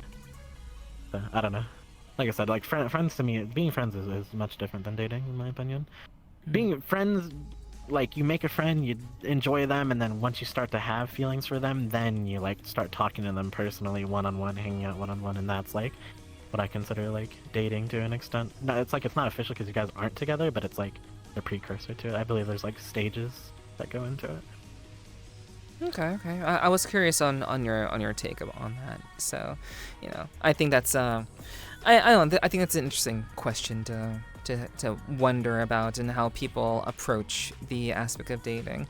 What do you think is actually, like what at what point does one understand that they're in a relationship? Like, in your terms, like, what would you consider being in a relationship with somebody? When would you understand that with a person? I think it's something that needs to be talked about, especially in a game like VRChat, or just, I guess, any sort of, like, thing IRL too. It's just, you gotta have communication. Like, one person could be on a completely different page than the other. Like, one could be like, oh, we're just friends with benefits and I just like you a bit, and then the other person could be like, well, we sleep together and, we say all these things, like, we must be dating. So I think it's just something that needs to be talked about. Like, you need to be on the same page and, like, be like, yes, like, this is what we are, this is where, like, what I want to be. And of course it's when you get to that point, like, once you, like, talk to a person and you start expressing those emotions to each other, then it's like, let's talk about what we are and what we potentially might want to become. Like, what are you interested in being with me, and what are your intentions? And then you go from there. At least that's how I do things. Okay. So serious conversations about the future, more or less. For me, that's like a filter for me. Like, if you can sit there and talk to me about that and be truthful and upfront with me about how you feel about me, then that's like a filter for me to know that you have what it takes to be in a relationship with me, and that will make me more attracted to you. Like, if you can just be that way with me and then talk about it without being, like, of course you can be cute and coy, like, some people are shy and nervous, I get that, but if you're like, you love the chase or something like that, then I'm just like, right, I'm out of here. Like, I'm old. I don't got time for that. I'm 27. I'm ancient. But, There it is again. I'm ancient. There it is. That, see, we were talking about I earlier. am. Yeah, see? I'm old. Oh man. So okay, so I have a couple more questions. In terms of like being trans, like how does that kind of, how do you kind of, I guess, deal with that being part of, you know, something that you ultimately need to share with somebody, or something that needs to kind of, you know, be said or talked about in that sense? And I guess how do you kind of, you know, manage or navigate around that? I mean, it's no big deal. Most people are pretty accepting of it. Most people, in fact, really enjoy it. In my experience, being like, not to toot my own horn, but I'm, you know, I'm pretty attractive as a person. Even I'm like more masculine. I'm a pretty attractive person. Like, I believe I'm very pretty. I believe very like gorgeous. And pair that with like the personality, I'm like an amazing level. So like. It was no like difference between it, but like, even saying so, like being trans, I have a lot of people like me, hit on me, like want to be with me and stuff like that more than I was when I was masked. So I will say that much. Honestly, it does make me feel kind of bad for like masculine people, or just like, you know, people who are like guys. Like, guys definitely don't get a lot of attention. Like, I've received copious amounts of attention just for being, even when I was a femboy, and like even more now so that I'm trans too. Like, I don't know if it's whether people have kinks about it or whatever, you know, because a lot of people do fetishize trans people for sure, and that's something you have to look out for when you're in the dating pool too, because there's a lot of people who just kind of want to experience trans people. And there's nothing wrong with that. If you should be upfront about it, you should be like, I've never been with like a trans person before. Like, do you mind if we do stuff? And if you like them, like, sure, yeah, go ahead. But you have to be honest about it. You can't just tell someone you like them and then, like, you know, experience them, and then, like, you know, you did what you did, and so you're just like, yeah, I don't like you anymore, you know? So, not that that's happened to me. I've seen it happen to other people, so that's just why I'm saying it now. But, yeah, I don't know. People enjoy it. I enjoy being trans. I think I'm cute. I think I'm very cute. So, it doesn't really bother me. I've had no issues with it so far. Okay. Yeah, just definitely need to. I want to get that little bit of additional like layer of like how that kind of, if that affected your relationship or your opportunities in any way. It doesn't seem like it has. Okay, interesting. If anything, I think it benefits it. I'm a person who tries to understand everybody and everything, and being trans and feeling. And I think it will be amplified even more when I start taking HRT and feeling like more womanly emotion, is that like I will be able to understand almost everything that I know to a certain degree, on both sides of like the spectrum, and I think that's really good for connecting with people and like making friends and stuff. So I think that'll be super cool to experience for sure. I already feel like I'm pretty effeminate. I look pretty effeminate. I'm not a very masculine person, so. But yeah, I'm excited. All right. Hell yeah. So I actually do have a couple more questions, as I said. So, what are, where would you like to be, and not in terms of location, in terms of your livelihood, in terms of your goals? Where would you like to be in 2 years? Living with a friend or living by myself. I very, very much I miss like living alone. When I used to live in my loft downtown Detroit, that was like the happiest time in my life. Like, that's why, you know, I had someone make a world exactly like my, like, one-to-one for my loft here in VRChat, because I miss it so much. It was just the most peaceful I've ever been in my life. I could be who I wanted to be. I could wake up with no noise and just be myself, make myself coffee, and look out at the Canada and the Detroit River, and it was so incredibly peaceful. So I would very much like to be in a position like that again. Like, that'd be really nice. And if it's with somebody who I love and care about, like, that'd be awesome too. I would love that. Or even friends that I can live with. Just like living here where I live now is like super oppressive. Like, my parents, they're very Christian. They're very, Fox News is on 24/7 upstairs, and to hear like trans rhetoric or like anti-trans rhetoric, and just like all the shit that comes out of there, and just like to try to talk to my parents is like some of the most impossible thing ever, because they're so ingrained in their ideology and what they're told that they're not open to new information, and that makes it so difficult to like be like who I am and who I want to be. And like my mom's supportive of it too, but she's just like, I don't know, it's weird. Like, I don't know, I once got into like an argument with her once, and I was like trying to like relate it to her, because like, you know, I guess older people don't understand that, and people who aren't trans don't understand it either, but I was trying to relate to her, and I was like, listen, like, how would you feel if like a bunch of people disliked you and wanted to hurt you or to like take away who you are all because you were Hispanic? And like she just didn't say anything to me, and I was like, well, that's how I know you got the message then, because like that's exactly how trans people feel. Like, we're just trying to live our lives, we're just trying to be happy, and like the whole group of people are trying to make a big fuss about it, and like, that's just not cool, dude. Like, that's not cool at all. But like, I don't know, I want to be out of here. It's just so much. It's just so fucking much. So yeah, I would very much like to be out and living on my own by then, if hopefully, or with friends that share the same ideology I do. That'd be cool. Especially since the world nowadays is growing so much more dangerous, it seems, with everything. So that has me worried. Okay. And what would you like to accomplish in 2 years? Just become more known. One of my goals for this year was to just have my reach go out further, so that's why I've been posting on YouTube a lot more. YouTube has been going pretty well. The shorts have been going well. Chris, my wonderful video editor, he's like phenomenal at his job. Everything he's made for me so far has been an absolute fucking banger, and it's been great, and I'm looking forward to like making more of that stuff. And yeah, I just want to grow more. I think I have the formula down. The only thing I'm missing is the reach. 3 things I need to work on: the reach of my content, the consistency of it, and obtaining eye and face tracking. Once I have those 3 things, I feel like I have the perfect formula to grow as big as I would like to grow. The only limit at that point would be myself. Okay. And if there was any matter of advice that you'd like to give the people who are listening in, anything that you want to say with regards to anything we talked about, it could be something that we haven't even talked about tonight. What matter of advice, what's one piece of advice that you would give to them about literally anything that you think is important for people to know from you? Never give up.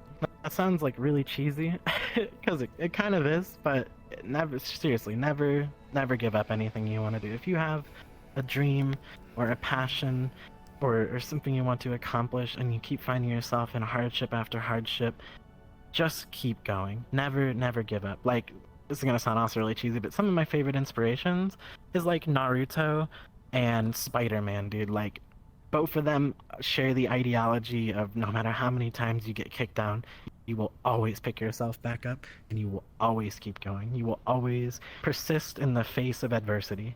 Always. And you will push through that, and you will make it. Like, you will accomplish your goals if you truly want that so much in your heart. And as long as you truly want that in your heart, and you believe in yourself, and you surround yourself with lovely people who also support you, you will get there eventually. You just cannot stop. You need to keep going. No matter how hard it gets, no matter what you face, no matter what you might feel, you just need to keep going, and you will get there. All right, I think that's a fantastic. Believe in yourself. Oh, I'm sorry. No. Finish. Believe in yourself. Believe in yourself the way you want people to believe in you. All right. Yeah. I think that's a great piece of advice. I think anybody can definitely, benefit from hearing that again if they haven't heard it in a while. So yeah, I appreciate you sharing that. Thank you. And where can people find you? They can find me on Twitch, and then also I have a Discord where there's many links there. They can find me on other sites. That if you look at my link tree, which is I think just Miss Meow, I think at like I don't know. I'll figure it out later. I'll post it somewhere. But yeah, you can mainly just find me on Twitch. Find me on Twitch. You can find me anywhere else. Just in my chat, type !social, and everything else will pop up in !Discord, and you can find me there. Also on YouTube, Miss Meow. There's, well, I don't think there's a VR at the end. I can't remember. I should really remember these things, shouldn't I? That's what I'm saying. I'm bad at the consistency of like knowing this stuff. But yeah, you can find me those places. I stream Mondays, Wednesdays, Fridays. And right now we're doing a Meowathon, so that's pretty cool. We have 4 days left on that, so it's gonna take a while to do, but. All right, hell yeah. And do you have anything else going on? What do you mean? I mean, aside from the Meowathon, anything else that you're looking to do? Anything that you're working on, or new types of content, new mediums, new stuff, collabs, lots of collabs coming up. Yeah, that's pretty much it. Easter, we have something. I have a little outfit planned for Easter. We'll do a VR stream on the 20th. And yeah, that's it. And then we'll fulfill all the Meowathon goals, which is like a date night stream on some place, and then new set of emotes and a couple other things. We just did our $100 case opening, like one yesterday. We got literally nothing. It was super sad, but that's okay. But yeah. Other than that, nothing really new. The only new thing I have that is long term that I'm still waiting on is just face and eye tracking. I'm just waiting for people's commissions to open up so I can get that done. And then that would be like the cool new thing. I guess this outfit. I've never wore this before. Or I guess I have, but this is like a new reiterated version of it. I think it's very cozy, very comfy. Yeah, I agree. Yeah, it's definitely a different look that I've seen on you. So it's very nice, very nice. Thank you. All right. Mm-hmm. So where people can find me, if you're interested in what I do. If you're watching this live, thanks for watching it live. You can find me on YouTube at Nepherti with one eye. You can also, if you're not watching this live and you're watching this on YouTube, you can find me on Twitch with 2 eyes. You can also find me on X, Twitter, with 2 eyes. And if you'd like more information about the podcast as a whole, if you'd like to follow for more information, receive information on that, you can find the Twitter account for Sweet Talking Pod. It's very, very easy to find and keep track of. And of course, if you are at all interested in supporting me and what I do, both my YouTube content and just me in general, obviously, all of my links are available on Twitch and elsewhere. But you can also check out my Patreon. That's a great way for you to support me just consistently and receive some really great rewards due to that. So if that's something you're interested in doing, patreon.com/Nepherti is a great way to support me if that's something you'd like to do. But beyond that, we're going to go ahead and move into the post-content section of tonight's podcast. So if you are watching this live, stay tuned. If you are watching this on YouTube, you will be able to watch our extended conversation with Miss Meow on Patreon. That is one of the rewards that you can receive by subscribing there. So check it out and see if anything there appeals to you. But that is exclusive content that you'll only be able to find over there. But for those of you who are watching live, again, sit tight. And I want to thank not only you guys for tuning in, but also Meow for being a part of tonight's stream. Thank you so much for joining me tonight. I really do appreciate it. Thanks for having me. Yeah. It's been awesome. It's been awesome. I love this. Yeah. Hell yeah. You're a wonderful host. I do my best. I hope I did a fair job. I hope I did it justice. I hope I did you justice. Oh, so humble. So humble. I mean, I've been doing this for a long time, but even still, I think it's important to be honest and to be like, it's a collab, and I appreciate, the time that you've given me. So thank you. Oh, so sweet. Thank you. And to the rest of you, thank you so much for tuning in to episode 58 of the Sweet Talking Podcast with me, Nepherti, and my guest, Miss Meow. Go find her, go support her, go follow her on all the places. You absolutely want to do that. I think you will not be disappointed. If you enjoyed our conversation, please obviously subscribe. Hit the follow button, leave a comment, like, whatever, wherever you may be watching this or tuning in right now. Really do appreciate your continued support. So with that said, we're going to go ahead and leave you guys off. For those of you who are watching right now, for those of you who will be watching on YouTube, thank you so much. And we'll see you in the next one. So thank you again for tuning in. And thank you again for your support. See you next time.